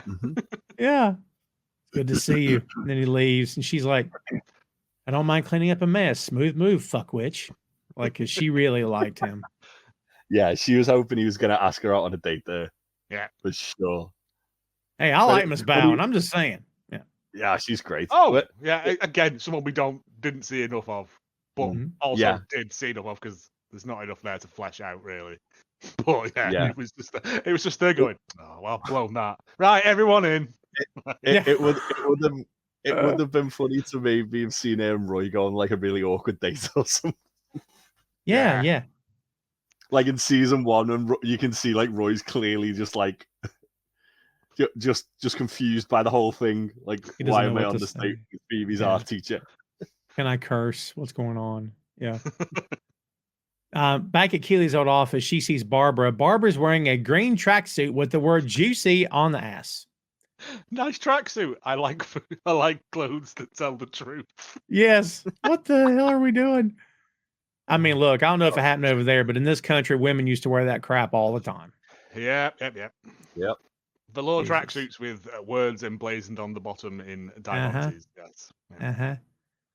And fun words though, like rock or like spatula. Set your clocks back in a week or something informative, something that's there to help. I don't know. Yeah, but it's on your back. How are you going to see it? That's fair. Yeah. You could put back and front on them so you know which way around to wear them, I guess. No, that works. Yeah. Run them. Run one down this one leg, is why one we're down not the a other. fashion house. Yeah. It's possible. Yeah. She thanks Barbara for her work and gives her a snow globe. And she says, well, thank you, but I have to buy it or it doesn't count. So she's going to pay her. And she's like, well, it's actually 60 quid. And she's like, I'm going to need a receipt. The sooner the better. This whole thing is so awkward. So it's so good as well. Go on. Yeah. Well, I was going to say what I love about this, though, is it kind of shows like Keely's learned from Barbara. Like the fact that normally Barbara went to give her like a tenner and Keely would have just took it and been polite about it. Whereas now it's like, actually, it cost me more than that, Barbara, because she's more like financially conscious. It's just like a little thing, but it's just like. But then even Barbara's like, I think you overpaid. You did overpay for that. It's not even glass. It's a plasticky touristy thing. Yeah. But also as well, Keely treating Barbara like a person and not like a worker drone. Yep. Like you can see that like really resonates with Barbara. Like almost in her face as if she's gonna miss being around Keely because Keely's actually treated her like a person and not just like the person who handles her figures. Yeah. And she's took an interest in her. She's remembered she collects snow globes. And also, here's the thing for you to remember me by. Yeah. Because I'll remember you. It's a genuinely nice bit, but Barbara can't help but be Barbara and was like, I need a receipt. So I'll email you it. Sooner the better. Yeah. Yes. God. She's so fucking awkward. I love it. Brilliant. I love her. Yeah. Keely sees the tiger wrapped in bubble wrap, and then she turns off KJPR sign. Back at Nate's parents again, she comes in and tells them they're going to the farmer's market. We assume he hasn't said a word this whole time, only laid in bed, ate food, and then went back to bed. Rebecca's at the meeting. You know what? It occurred to me here also. It's like a breakup. It's like he's been dumped. Like he's going through the grieving process of a breakup with a girl almost. Well, it's I suppose it's like the way he saw it when he went there was the grass is greener on the other side. He's got there. He's got his dream job and he's got everything that he sacrificed. Like he burned so many fucking bridges to get there. And he's realized now, like, that was my one opportunity. It wasn't what I thought it was going to be. And now I've got nothing. And I can't go back to Richmond, which is what I want to do, because I upset everyone there and I left being an arsehole and being like corrupted by all these like delusions of grandeur that Rupert was giving me. So, yeah. It's a bit of an existential crisis. What do I do now? Yeah. I've got Jade, and that's fine, but she's in Poland putting light bulbs in. Who is there to talk me down? Because my mum just brings me food. My dad's my dad. Yeah. I'm completely alone. Yeah. When he did have a whole support system till he left it behind. Yeah. You know, he can't even talk to the wolf pack or whatever they were called, because he doesn't work there anymore. The Love Hounds. I always get it wrong. Yeah. And I mean, Disco wants fuck all to do with him as well. Well, yeah, but Thingy would have showed up if he asked him. He was, you'd probably get him in trouble, but. Love Hounds. I love when he tried to announce it to the group and they're all like, what? That's great. Yeah. But yeah, it's just him on his own. And now his parents leaving the house. He's completely alone. He can't leave the house because I'm assuming the paparazzi are still knocking about, waiting to find out. Well, they'll be waiting at his flat. They probably his won't flat know still, yeah, because they probably won't know he's night, didn't he? Yeah, he's at his mum and dad's. But yeah, it's interesting. Obviously, the way the direction this then goes in. Yeah. Rebecca's at the meeting and Rupert comes in behind her. Rupert thanks her for accepting the invitation. She says, how could I resist the chance of having a bunch of old men speak directly to my chest? She's not wrong. Then we go from that. Well, actually, we're still there. My apology. We're still there. We get to meet Mrs. Bread. So Mrs. Bread. This is what I was alluding to before. Yeah. Because obviously she comes in and she says about like Rupert's what is it? Is fecalist. Yeah, that's it. And obviously she's just like a very, very plain. like la-di-da, plain middle-aged woman who's like obviously been doing this for years, but doesn't really have like the sort of discretionary tactics that someone of Rupert's sort of like wealth would want. But even Rebecca brings it up, going, "What happened to like the?"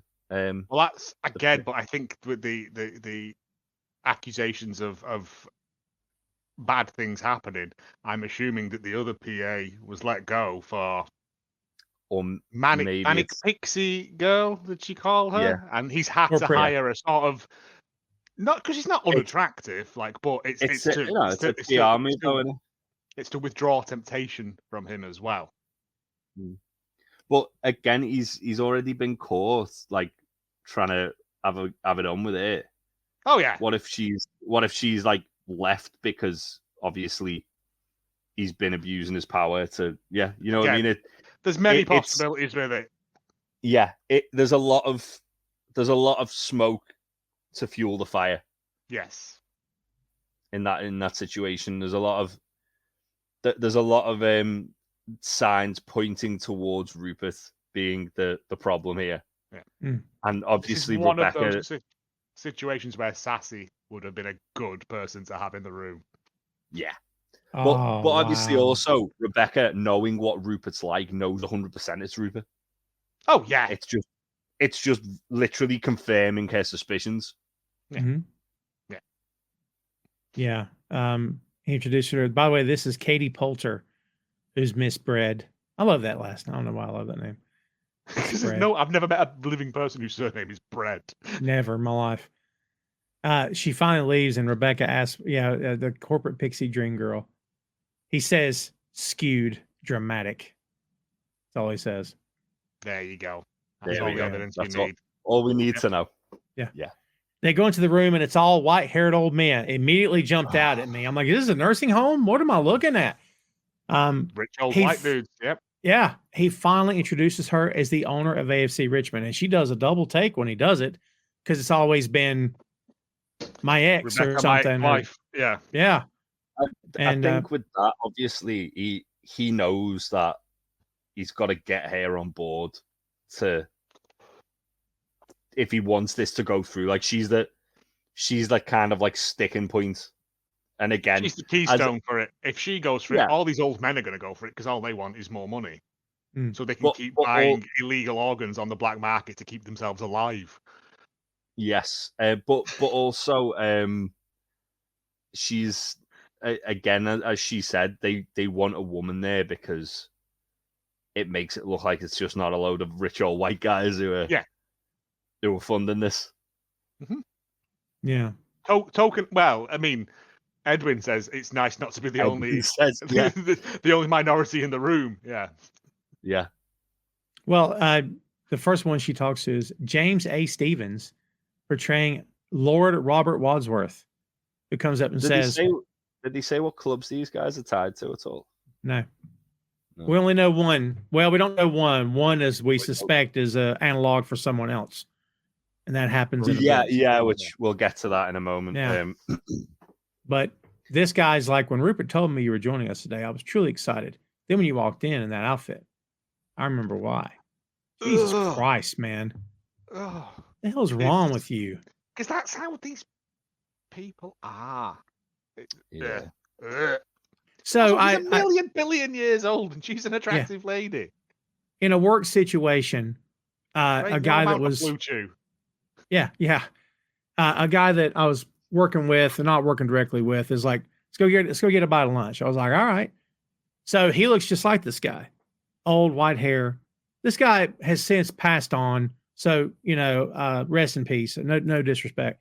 But when we went to get a bite of lunch, he called every waitress or every server honey and darling. And I got really uncomfortable. And I'm not even the one he's talking to. But I don't know. It just felt like at the time, it's like, man, it's 2021. Why are we still talking like this to grown women? Yeah. And he did not mean anything by it. He was a really good dude, but it's just how he talked, Ugh, not for me. Yeah, I get what you're saying. It is weird. But again, that's probably just how he is. It could have been, Whereas this, it immediately goes as soon as she walks in. This old chap's rubbing his legs in anticipation. Like it's, yeah. The old Vic Reeves. The old Vic Reeves. Yeah, it's inappropriate and gross. Yeah, for sure. Yeah. For sure. Yeah, and remember the warning that Higgins gave about the Willy Wonka situation. When Akufo comes in, he is wearing a really nice purple suit. Yeah, I'm just saying. That didn't go unmissed. No, I was like, Higgins is a prophet. Yes. He comes in and whispers to her that bit about happy not being the only minority in the room, and she rolled her eyes. I'm like, stop. Stop. I'm making, I don't know. I read a lot into that Akufo's kind of a douche. He's probably just as douchey as the white guys in the room, let's be honest, but in a different way. But it's like, I'm just stop pointing out that I'm female. Can we just get on with it? That's what I'm thinking, Yeah, it's almost like he's because obviously his history with Rebecca, it's kind of like friends close, enemies closer sort of thing, where he knows as well as Rupert does and as well as all the other guys in that room do that she's kind of like the linchpin of making this thing happen, because again, they don't want it to just look like it's just a bunch of old white guys trying to get more power. Yeah. And how do they do that? They have some diversity in that. And it's one diversity. Well, two. Token, they call that, I believe. Yeah. Yeah. But also it harks back to stuff Rebecca said earlier about being made to feel uncomfortable in her own skin. Yeah. Because she's hyper aware of the fact that she is a woman in a room full of men. Well, who are she's only not viewing her as a woman. She's not allowed to not remember she's a woman. She's reminded every 2 seconds she's female. Yes. And then when Akufo addresses him, gentleman and lady, and by the second time he does that, she's rolling her eyes again. You're like, stop. Yeah. Just use another word. Yeah. People. Folks. Yeah. I'm sure you're all very anxious to get started, but as my father would say, never talk business on an empty stomach. Please take your seats. Let us enjoy some delicious Ghanaian bites, as well as some Chicago-style hot dogs, as enjoyed by the likes of Scottie Pippen, Obama, and Ferris Bueller. Ferris Bueller's not what? even a real person. Oh, yeah. He's watched American TV growing up. That's what's going on here. Yeah. You know? But it was just the callback to the hot dogs, and also the fact that he just went and Ferris Bueller. I was like, this man's insane. He's Yes. just like Oh, something's gone wrong in his brain tank. Yeah. yeah. I just imagine him taking over the broadcast of every TV in the city and saying, I want $1 billion or I'll hit the button and we'll launch the missile. You know, we have to send in James Bond or whoever. We see Roy in a shop. I'm sorry. First, Nate's looking through old family pics. Did you guys notice it was mostly him and his sister and maybe his mom? I don't remember even seeing his dad in those pics. His dad the one that took the photos. That's Tom looking for more reasons to be upset at the dad. But no, dads operate the camera. That's always fine. The rule. Yeah. That honestly, most of the pictures in my family, it's like, where's Tom at? Yep. Yeah, he's. Yeah. By the way, I always pull Christmas duty every year because we always get footage of people opening their gifts, and I've got like 4 sitting here. It's like, Tom, what'd you get? I don't know. I'm recording. What do I know? What's going on? You know what I mean? Get a drone. Get a drone. Let's move around the room. Bomb it around your front room. Yeah. Yeah. We see Roy in a shop. He's buying something. We don't know what it is yet. Funny little symmetry with Keeley buying something, then Roy buying something. 2 separate moments. Back at the meeting, it's time to get down to business. There's still one thing to take care of. First, Akufo stops. The room gets quiet, and everyone starts looking at this guy named Nikolai. And apparently, now, Jay, you can school us here as the football guy. But what I found is that maybe he's an analog for Roman Abramovich. Is that right? So what's the story here? So Roman Abramovich was the owner of Chelsea when the conflict with Russia and Ukraine started. Obviously, a lot of Russian businesses were pretty much just boycotted and they weren't allowed to trade in the UK. That included Roman Abramovich as the owner of Chelsea. So he was basically told he had to kind of seize power of the club. He had to relinquish his stake of the club. So they very, very, very haphazardly and quickly sold it to a conglomerate led by an American billionaire called Todd Boehly. Don't know if you're familiar with him. I'm not too sure what else he's tied to. He's extremely rich, and they spent a lot of money since. But it's essentially this is kind of what it was, where he was told under no uncertain terms, you can no longer own this football club. You must sell it. And then I'm pretty sure that the funds from selling the club went to a large amount of it went to the Ukrainian relief aid. Because of part of what the whole deal with them selling the club was. It was basically it's around this time was when that was actually happening in real life. It was about 18 months ago when that happened, so this would have been around the time that the show actually released. So that's why they've done that little thing. But also, again, it's Higgins foreshadowing someone's left the room and disappeared. Yep. Well done. Well done. Yeah, he says the whole Russia thing is not a good look. He's going to attempt to talk, and this guy cannot get out of the room. Push. Again. Push. He's it's a pull. It goes both ways. Pull. Yeah. Oh, I was here yesterday. It goes both ways. It's not going to do any good. You're not. I don't just pull. Yeah. It takes and forever. Again, it goes on a bit too long. But yeah. Right. Joe, do you reckon that was a little nudge, wink, wink to possibly given that he's in the show bit. And it's the first sketch in the first episode. Yeah, could be. Well, when he did it, I was like, this is clearly a bit from. Yeah, I think you should leave now. Yeah. He goes to address the group, and once again, okay, gentlemen, and one lady. I'm like, Jesus. And I won't read the whole thing, but basically he's talking about the Akufo League, and that's what he's calling it. A global football league made up of only the best teams. Yes, it will cost the fans a bit more, and some may not be able to afford it, but those who can will see the cream of the crop.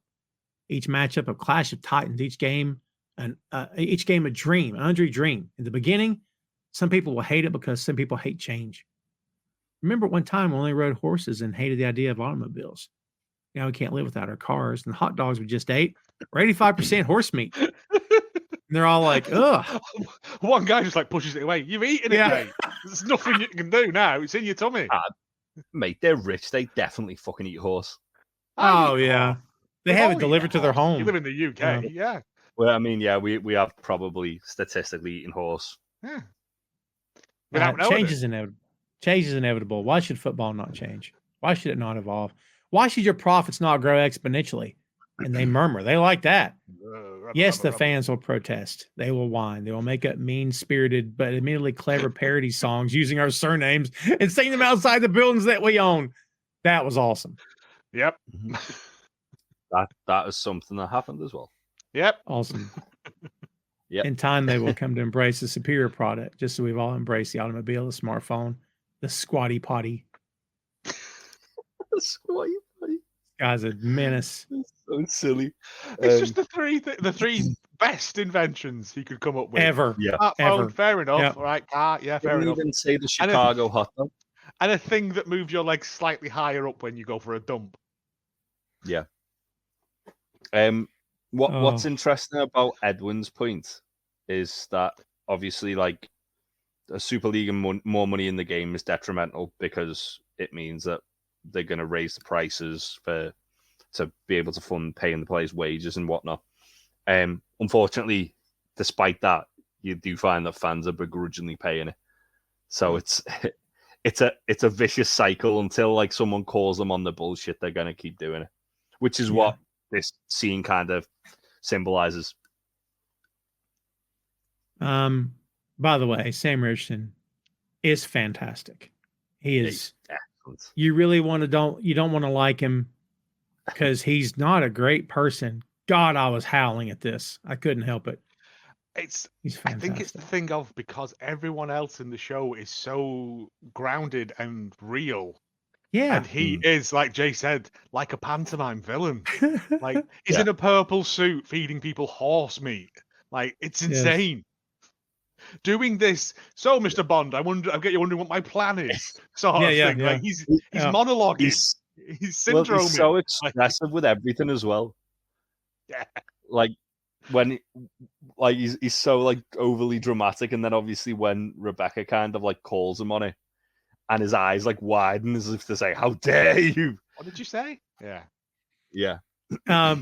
Francis begins handing out the first 5 years projections, which they already have. Rebecca finally gets a text from Keely, who apologizes for not responding and then reminds her, "You've got this."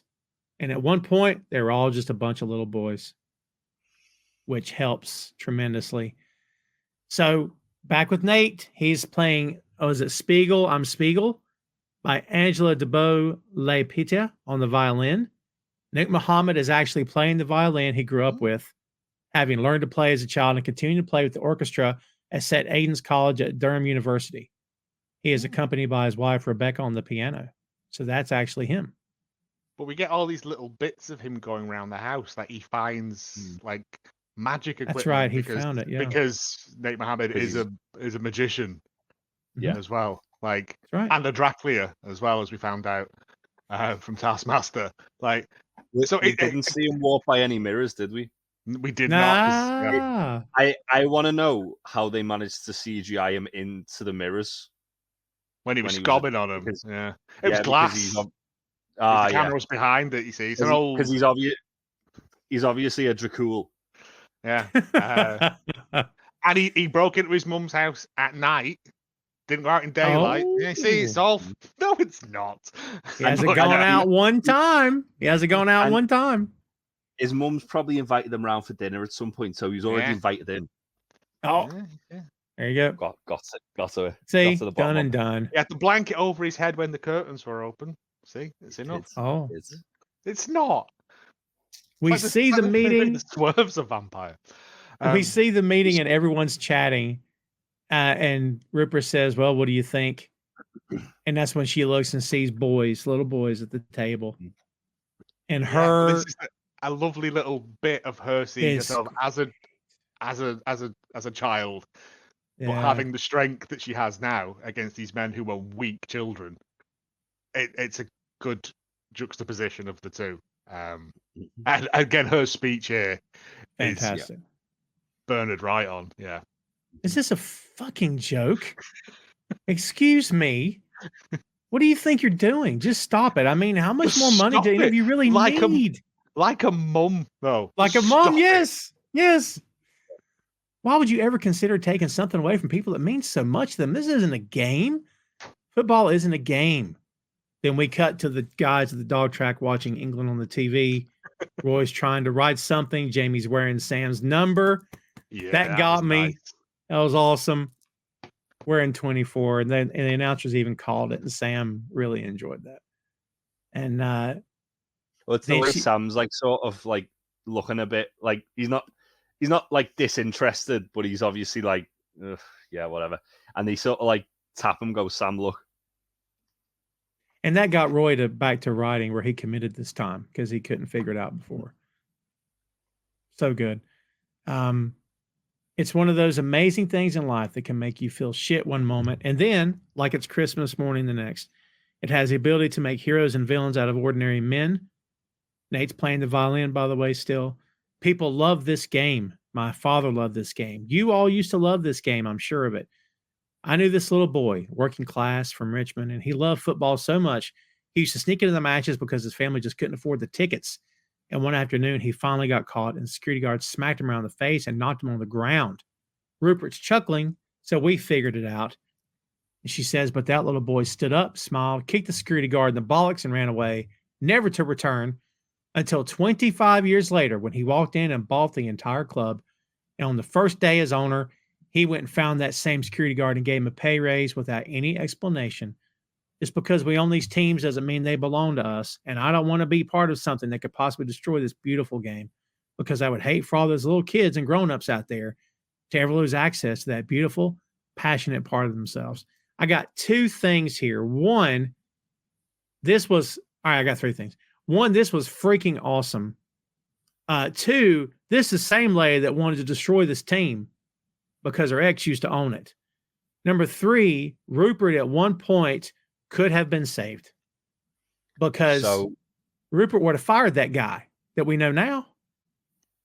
Yeah. So the other thing as well is that Rebecca has turned the tables on Rupert. She's saying exactly what he wants to hear to get him to do what she wants him to do, which is turn down Edwin Akufo. Yep. And also, I believe I did Google this. I couldn't find anything that says it is, but it's very similar to a very famous quote from Sir Bobby Robson, who was a former fantastic footballer, former England football manager. Sorry, former England manager. He managed Newcastle, Ipswich, Barcelona, PSV, lots of big clubs. And it was this. So he says, what is a club in any case? Not the buildings or the directors or the people who are paid to represent it. It's not the television contracts, ghetto clauses, marketing departments, or executive boxes. It's the noise, the passion, the feeling of belonging, the pride in your city. It's a small boy clambering up the stadium steps for the very first time, gripping his father's hand, gawping at that hallowed stretch of turf beneath him, and without being able to do a thing about it, falling in love. Yep. Wonderful. And that's like that's the first thing that came to my head when Rebecca's doing that speech, and it definitely had the same sort of like heart to it, for sure. Yeah. But you got that, and you've got Nate's violin thing in the background. It's just this swirl of emotions in it, and it's a really beautiful bit. Yeah. So good. Akufo says, what a lovely speech. Now, who wants to make a lot of money? Next thing we know, he's storming out of the room. Francis is going with him. We go. I love the way Francis is going out and he's like wiping his hand down as if he's like shook people's hands, even though he's clearly not. Oh, that's great. Yeah. we go back inside. Everyone's covered in food. I mean, covered in food. We see Rupert laugh. Dude, I've never seen Rupert actually belly laugh and really mean it. And it's genuine, not condescending. He is really cracking up. And again, I think there was a time this guy could have been a real human. I don't know where it went wrong. Maybe it went wrong when he became an owner. I don't know. I mean, it's still on him, but you know. Do we know how he made his money? Has it ever been? I don't think so. Organ harvesting. No. I thought that. Keeping these old men alive. Yeah. Yeah. I mean, let's face it. Like, it's the whole adage that money corrupts people. Like Rebecca in that scene's humanized Rupert to the point that he once was a good man. He once was a humble working class man, and he's earned these riches, and they've corrupted him. Yeah. And now he's the guy we see here who's completely irredeemable. He's too far gone. But there is this moment here where he is laughing and she's laughing, and all these old men are like, what have you done? We could have made so much more money to hunt people for sport or whatever it is rich old white men do. Yeah. But these two have like, these two here are just like, yeah, this was a terrible idea. And there's almost a bit of Rupert that's like, thank you for bringing me back from that edge, because I was prepared to fully 100% in. And, you know, thanks for that little reminder. And there is a genuine moment there between them, I think. Yeah. All the old duffers shuffle out, apart from that guy that's like, the last time I saw you that happy was on your wedding night. You couldn't wait for me. Just leave. Don't. Just shut it's the fuck gross. up. Yes. Yeah. Go back to your pod where they go back to your pod. Douse you in stem cells. Yeah. Yes. Lizard people. Back to your back tank. Yes. Yeah. I couldn't think of the word. That's great. What a great Star Wars. God bless it. Yeah, it's always there. It's always there. Well done. So before we get that, we go back to Nate. His dad has scared the life out of him by just being there. He made up a story about acid reflux, which he doesn't have, so he could go back home. He says, I'm glad this happened. It's emotional and it'll get you. But part of me is like, this guy's never shown a depth of feeling at all. The whole thing is that's where Nate gets his sort of like anxiety from. It's not just the fact that he gets it from the way his dad treats him. He gets it because that's the way his dad is. But his dad bricks it up and he bottles it up and stiff upper lips it because that's what his generation do. Because he's too scared to like tell Nate how he really feels and have Nate think that he doesn't have to work for things and he doesn't have to earn things when all he wants is for Nate to be happy. You were afforded opportunities I didn't have, and I didn't want you to waste them. This is a great moment. Yeah, it is that thing of also and I'm assuming first or second generation immigrant parents like that. You always want better for your children than what you had, and you will push them and push them as hard as you can. But then he says, like, but I didn't know how to raise a genius. You see things that other people don't, and that is a blessing and a curse. Yeah.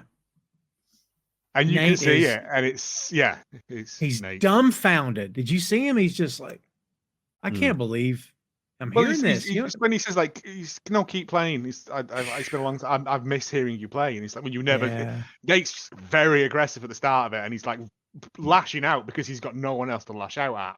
Sure. And he also, I think, holds his dad, rightly or wrongly, guilty for making him the way that he is. And yes, he did, but it's not his fault. It's just how he is. And it's that beautiful bit of, I didn't know how to raise you. Yeah. It's a wild bit in it because everything in Nate's head suddenly kind of goes, oh, he's it connecting. Makes sense. Yeah. Yeah. And Nate's needed this for a long time. We've been talking for this whole, we talked all of season 2 basically about the turn that was coming. And then we talked all this season about the turn that was made and how, he's on the other side. But man, we definitely got this guy back now. Like, he's back. You know what I mean? Ooh. Really good stuff. Great moment. One of the probably the best moment. One of the best moments of the show. I think I really love this a lot. Back at the meeting, everyone's left. This is what you were referencing earlier, Joe, except for Rupert, Rebecca, and Robert. Robert says that creepy line. And then Rupert and Rebecca are laughing about the food and reminiscing a bit. And then he tries to kiss her. I'm like, what? Completely thinks, all right, I'm back in it. So the first time I saw this, I remember being like, oh no. Yeah. But it's the fact that Rebecca instantly is like, the fuck are you doing? Yeah. You've completely misread this. Yeah. But then she just again, kind of... It shows Rupert hasn't changed. Oh, no. He can't. He can't. And also, that's kind of like the smoking gun that all the rumors Trent was hearing, the whole PA thing. The fact that Rupert there and then was willing to just go for that. Cheat on his wife with his ex-wife. Yeah, with his ex-wife. And it's I don't know whether that's allowed. You get one. I don't know. But yeah. But it's like that Rebecca pulls away and walks off, and he's left dumbfounded. And like, Rebecca's won the war. That's it. It's done. It's over. Yeah. He wants her, and he can't have her. And that's it. Yeah. Like, he has no control over her anymore. Like Jareth the Goblin King. Like, it's done. It took 32 episodes of storytelling for her to finally be able to say, I'm done. I'm out. Yep. You know what I mean? Yeah. This doesn't hurt me like it did before. I'm okay now. Took a long time. Yeah.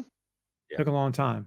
Roy's at Keely's door and is trying to slide a letter under her door.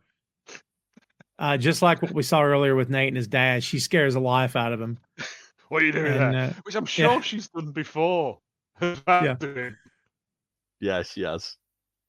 She can't read his handwriting, so hands it back to her. And the letter says, she can, and she wants him to hear it. She wants to hear it. That's fair. I love the fact though. He goes, "What are you doing here?" And she goes, "I live here." I live here. But it's midday. Yeah.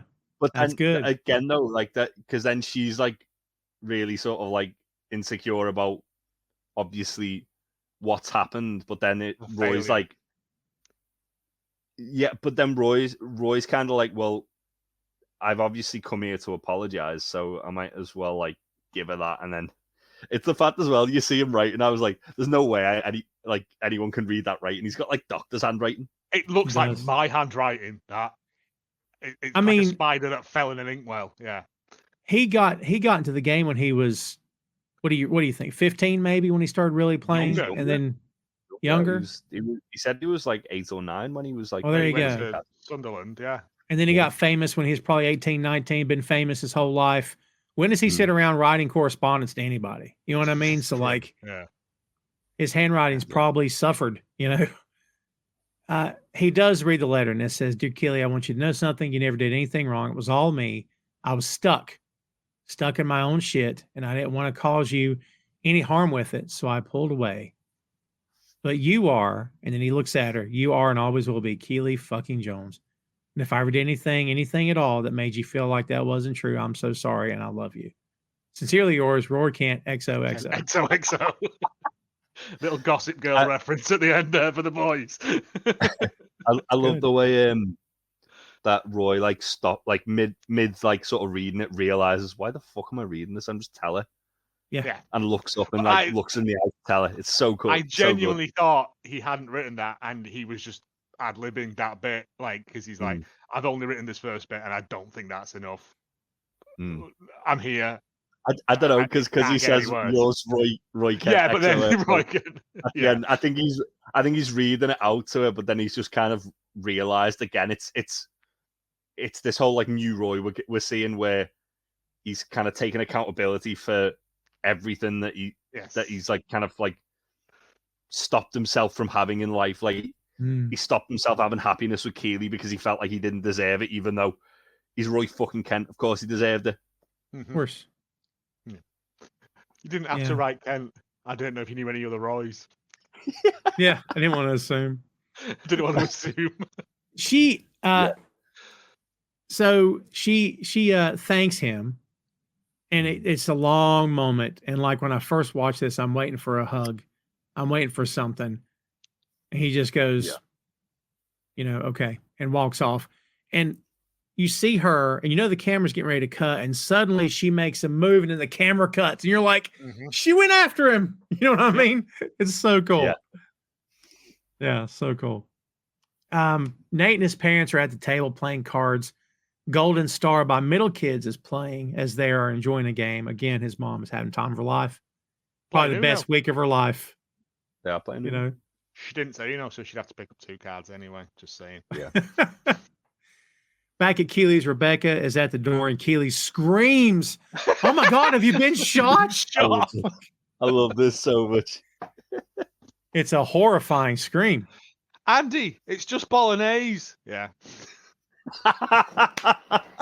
Okay, what's the reference? I've missed Hot it. Fuzz. Oh my God! See, I haven't seen that movie. It's okay, Andy. It's just bolognese. Yeah, that's right. Wonderful. I wasn't expecting a Hot Fuzz reference tonight. It's so good. Rebecca says, "I just convinced a room full of Rupert's dickhead friends to pull out of the Akufo League." She says, "Oh no!" She says, "Oh no, it's very good. Hug me." And she's like, "I'm so proud of you, even though I don't totally get it." Rebecca says, "Thank you. Wait, now that I know that you're actually alive, I'm very cross with you. Where the hell have you been?" So they go in, and Keely tells her about the situation with KJPR. Keely didn't want to tell her about it. Rebecca asked how much money they were putting in. She doesn't want to hear of it. She says no.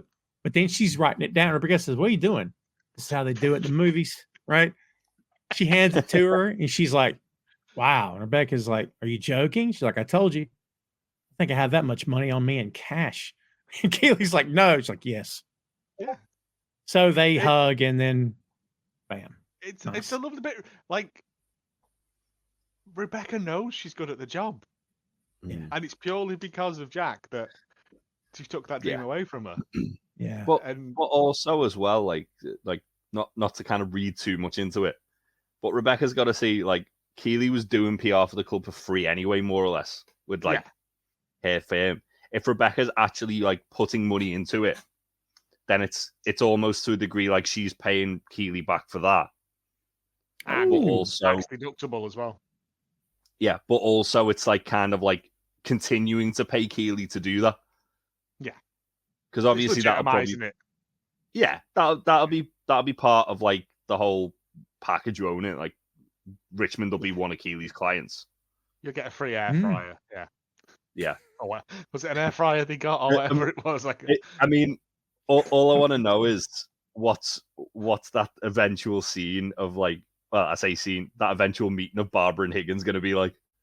Oh, it's going to be fucking unhinged. Well, we know Barbara's wild on night out, so we know Higgins is wild on night out. So I think they'll get along just fine. Because they briefly like were in this vicinity of one another on the match, weren't they? But they didn't really speak to one another. No, I think it's like Time Cop if they touch. Yeah. Yeah. She then tells her Rupert tried to kiss her, and she's like, "What? Did your lips touch?" No, I pulled back straight away, and I just looked at him and it just made it all so clear. She goes, "That's huge. Can you imagine if you fell for it, you got back with Rupert? After all that floppy cock is done, you would have had to be insane. You'd have to be at the bottom of your emotional barrel to do something that dumb." And as she's saying this, you could see Roy coming over her shoulder with a robe. The pink dressing gown on, yeah.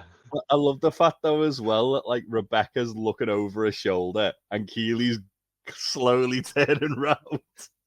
And then, like, there's that lovely bit with Rebecca and Roy where obviously they have that kind of like rapport, which we were talking about in the last episode. And he just kind of like salutes her and she salutes him back, and they just leave it unspoken. Yeah, they know what they're all thinking. It's all good. She knows that Roy has sorted himself out, and Keely is with someone who deserves her. Rebecca's like guided them into getting his head out his fucking arse. Like, he said he's trying to not be so set in his ways. Her giving him the kick up his arse is like, stop getting in your own fucking way, Roy. Come on. Yeah. No. It's just great. It's just that. But again, this is one of those examples of show don't tell. Like, they just, that's it. and then they're off.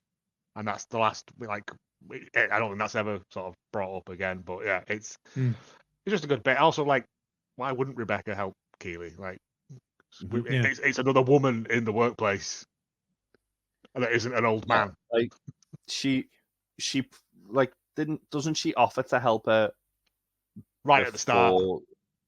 Yeah, but before no, I mean, Jack like before Jack steps in, doesn't she offer to help her? And then she refuses. Keely turns it down. Yeah. At the dog track, Will comes in and the locker room is perfect. It's spotless. Everything's put up. Everything's wonderful. This made and me there's a cry note. as well. There's a note, with his name. And it says, "I'm sorry." Signed Wonder Kid. Wonder Kid. Little 2 words. sprig of lavender on there as well. Yeah. Lavender. Instead of an olive branch, it's a sprig of lavender. Yeah. Reference from season 1. Yeah. Mm-hmm. Season 1 or season 2? Season 2. Season 2, I think. Episode 2 of season 2. It's lavender, isn't it? The episode, yeah. Yeah. It is because Will puts lavender in all the washing. Season 2, episode 2. Season 2 episodes, because of have you seen the state of this? Lavender, yeah. Yeah. But that's where do you hear this? Where do you hear this shit? I love that line. Yeah. But that's the other where Nate first turns, and this is Nate's redemption fully now. Yeah. We see Nate walking out of the tunnel. Yeah. Oh yeah. He comes out of that door 237. Yeah. Yeah. Renee's let him in. Yeah. We see Keely back in her office. She's talking to a prospective client over the phone. KJPR would still love to help you. Take your sunglasses global, Miss J. And then she's answering a question. You can tell. Oh, I would maybe say ambitious nightmare over crazy, but yes, we have parted ways with Shandy. Yeah. I love that she's on the phone. Wonderful. You see in the background as well, Barbara walking in. Just sidling in. Yeah. Yeah. But you can't see who it is. They like, because of the way it's shot, Keely's obviously blocking the actual like the doorway, so you can just see the silhouette of her. And it's such a big change from obviously the last time we saw Barbara, where she's like in a tracksuit and she's like, it's like sort of like saying goodbye, and then Barbara's like dressed for work in her pantsuit, in her business thing. It's just, I have to return this because I only buy one when I leave a job, and I've told Jack I'm quitting, and I'm like, yes, Barbara, go on. If you're looking for a CFO. And Keely immediately goes in for a hug, and Barbara's uncomfortable, and she finally says, "Would you mind loosening your grip? Because I need to get the receipts. You can reimburse me." You'd think, Jesus, though, like Keely would just say, "All right, I'm gonna give you the money back, but I know you don't like getting them from anywhere, but I want you to keep hold of this just because it's like a welcome aboard gift or something." You would just put it at reception as a reminder, wouldn't you? As just a totem thing, like or just have it keep like appearing in Barbara's office. Oh, just keep sneaking it in. Super glue it to her desk. Put it in a deli. Back at the dog track, the guys have returned and are happy to see each other. Done Did Me No Good by the Bahamas is playing, and we see Van Damme's nose is heavily taped, and suddenly Dani's behind him, and Dani's all smiles, right? Hola, amigo. Yeah. I love how scared he is. Terrified of him. How's it feeling? And when he's like, "How's your nose feeling?" Like down his arm. It's broken. I love the way he's like. I love the way he's like, "That was so fun, wasn't it?" Yeah, such a crazy game. And then when he walks off, you don't see him, but you hear him saying, "So many memories." He saved the ball. He saved the ball with his nose. Top 10 moments in sports history. Like, what? Jesus. Danny's a fucking lunatic. I love that we'll never see it again unless there is a season 4 and if we get it and there's another international break and this time he's playing another team. Oh, I don't know. I think a one-off evil Dani is fun. I would have loved it if the only way it would have been better is if instead of playing against Zorro, it was playing against Sweden and Zava, because obviously Dani's hero is Zava. Oh, evil Dani against Zava. Yeah, well, that's evil Dani against Zava now. would have been amazing. But yeah, nah, the things that could have been. Wow, this is why fan fiction exists. Yeah. Yes. They don't. We'll just write season 4. We got this. In Ted's office, Trent asks Beard where he's from originally. He says, "None of your business." Trent responds with, "Yeah, it was a bit personal." just a quick back and forth. The book Coach Beard was reading was The Club: How the Premier League Became the Richest, Most Disruptive Business in Sport by Josh Robinson and Jonathan Clegg. Roy comes in wearing a darker tie-dye T-shirt, and they're doing that thing where they're like, He's embracing it. He just grunts, and they grunt back at him. And they just smile at each other and do the grunts. And Beard says, "I'm from Peoria." So he just tells him, which is good. Rebecca is rehanging, and we assume, guys, this is the piece of art that Rupert had given her.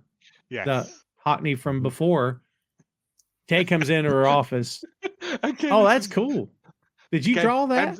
One of Ted's few lines in this. But again, it's gold. Did you draw that? No, it's a Hockney. Well, he's a very talented little boy. Yeah. That's probably worth thousands, if not hundreds of thousands, that piece. Like, and it's cack as well. Yeah. Like, She, fridge. Well, he's brought her biscuits, and she sets them down. And one of the headlines on the paper, did you see it? Crash of the Titans. Yep. Rumored Akufo League falls apart. And she says, "I want to share something with you I've realized recently." He goes, "How weird it is that margarita pizza doesn't have alcohol in it. I'm with you, sister." Yep. No, Ted. I've realized I no longer care if I beat Rupert. I mean, I still want to win, but for all of us, for Richmond. He says, "I want to win for us too." And then suddenly, without warning, she spits tea onto his face. Yep. And he's just like this. And she's like, "It just feels like it's ceremonial at this point." He says, "As long as none of that tree piss gets in my mouth, I'm actually okay with it." And there's the Ted swear that we get when that situation presents itself as well. Union Jack by Big Audio Dynamite plays us out. I love Big Audio Dynamite. Yeah, I've always been a fan. So it almost felt like end of the season. This is it. Do you know what I mean? This episode almost felt like it could have been a last episode. Yeah, there was one bit we did actually miss out on, which I completely forgot about until I was looking at my notes, which is Sam taking the picture out of his bag and hanging it back into his into his I do believe he talks about In's locker. I do believe he does talk about it when in the original Edwin Akufo episode, but I can't remember if we covered it. So it's a picture of the 1994 Nigeria World Cup squad. The significance of that is that was the first year that Nigeria ever qualified for the World Cup. So they were like national heroes and obviously they inspired like a generation of footballers to become footballers essentially in Nigeria. So yeah, it's a very cool little Easter egg for Sam there. I think it is mentioned I think we did mention it in the Edwin Akufo episode, the first one as well, but we don't see it, and the fact that it's going back in there means that he's not giving up on his hopes. Yeah, he tears it down, doesn't he, when Edwin says you'll never play for Nigeria. Yes. Yeah. And then it's like the dream's still alive. Yeah. It's only 20 million. That's all. Yeah, crazy. If well, get involved with the Nigerian government being involved. It would have been interesting to get some sort of footnote on how that team did in the international play. I would have been curious. Just a random background blurb, you know. Yeah. Also, interestingly, I did get this on the IMDb under the goofs for this episode. When I can find it. So the teams that the team that England were playing was VTC. Now, there's only the only countries that could be is Vanuatu, Venezuela, Vietnam, or Vatican City. It isn't Vatican City because they're playing in blue and the Vatican City playing yellow and black. And I'm assuming don't play on internationals because Vatican City is the smallest. They're a principality, aren't they? Yeah. So. And Monaco play at club level, so you would assume, but I don't know, me. I wouldn't have thought there'd be a lot of football within that square mile. Yeah, but yeah. It never. I mean, England are thumping them, which would probably indicate it could be Vietnam or Vatican City, but then obviously it never really elaborates on who it is. No, again, I'm fairly sure in a lot of the text things at the top of who the teams are, there's been errors throughout it. Oh yeah, but again, it don't matter. It's just like an interesting thing. I loved it if it was the Vatican City. The goalkeeper's just in a cross position all the time. They're really good at crosses. Yeah, they all just dress as the Swiss Guard. It's their gimmick. Oh, how good would it have been if Bumbercatch was representing Vatican City?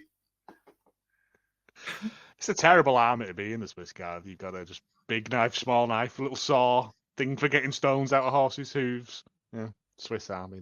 Always have Tom Hanks just lurking around as well, trying to break in. Yeah. Absolute nightmare.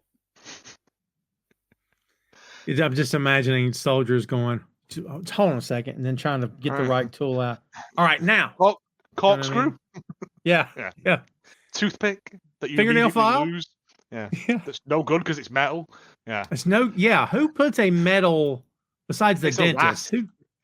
It's for soaring through prison bars. Yeah. Yeah. Well, so you can tell we're done because we're getting distracted. And but we're doing our own Ted bits. Yeah. We've only got 3 more of these. 11, 12, and then the series wrap up. That's it. We're done with this show anyway. So we're going to take advantage of the time we got left here. I say it as if we're on death row. Dead man walking, right? So anyway, there you have it, kids. Episode 10 is in the can, and we are so close. We're so close now to the end of this series, at least for now. If I told you, if I told you I haven't already created templates for thumbnails for a season 4, I'd be lying because I have. Just hey, I want to be ready. Got to be ready. 2 things were said in the chat when news broke, and by the time you see this, I don't know what's going to be happening in the world of Ted Lasso. Maybe it's over already. Who knows? 2 things happened. Jay says, we're back in business, boys. And then Tom said, this show's never going to be over. But I don't say it because I dread it. I love doing this. But I'm like, oh, my God, this is going to keep going forever. So anyway, depending on what happens, I'm here for it. Cross your fingers that if it happens, it's good. That's it. Concern. I don't want them to arrest the development it. Thank you. So, Joe, let's start with you. Biggest takeaways from this episode? This is the wrap-up stories for a lot of sort of external characters. I don't think we really see Rupert again because that's done. Like Rebecca's main story, all the kind of peripheral main characters are pretty much done. All we've got left now is basically Ted. And that's kind of what the last 2 episodes focus on. But the fact that you can tell that this is them wrapping up ends because the fact that it cuts about so much. There are similarities in the stories being told. So to do them all simultaneously makes sense. But this is the first act. We have the main bit and then the finale of it. And this is all now Ted's journey. Yeah. Yeah. What do you think, Jay? Yeah, it's very much as Joe said, it's kind of wrapping up a lot of loose ends for people. As we said at the top of the episode, this pretty much wraps up Keely's story. Like she has bits in the show, but she doesn't have like a great deal. Same with Rebecca. Don't really see a great deal of Rebecca until like the last scene, do we? No. And then obviously we're on the road to Nate's redemption story, Ted's final arc, and there is a little bit more of Roy and Jamie to come, which I'm excited for because I enjoy that. Oh, I forgot about that. Yeah. But yeah, I think this is like Joe put it best, saying this is like Act 1 of the finale, so to speak. The last 3 episodes of the show could have been like one big feature length one if they really wanted to go down like the Game of Thrones route, but thankfully they didn't. And they just split it into 3 so we can talk about it as 3. Yeah. Yeah, I'm with you guys. It's the first time, and it took me this long. Like I knew it was coming. Of course, the thing's over by the time we start recording and talking about it. But like, it really hit me rewatching this, and I'm like, wow, we're almost there. Like crazy, man, crazy. Well, check off Nate now, and that's it. Because he's in play. Nate's in play. Nate is in play. Yeah.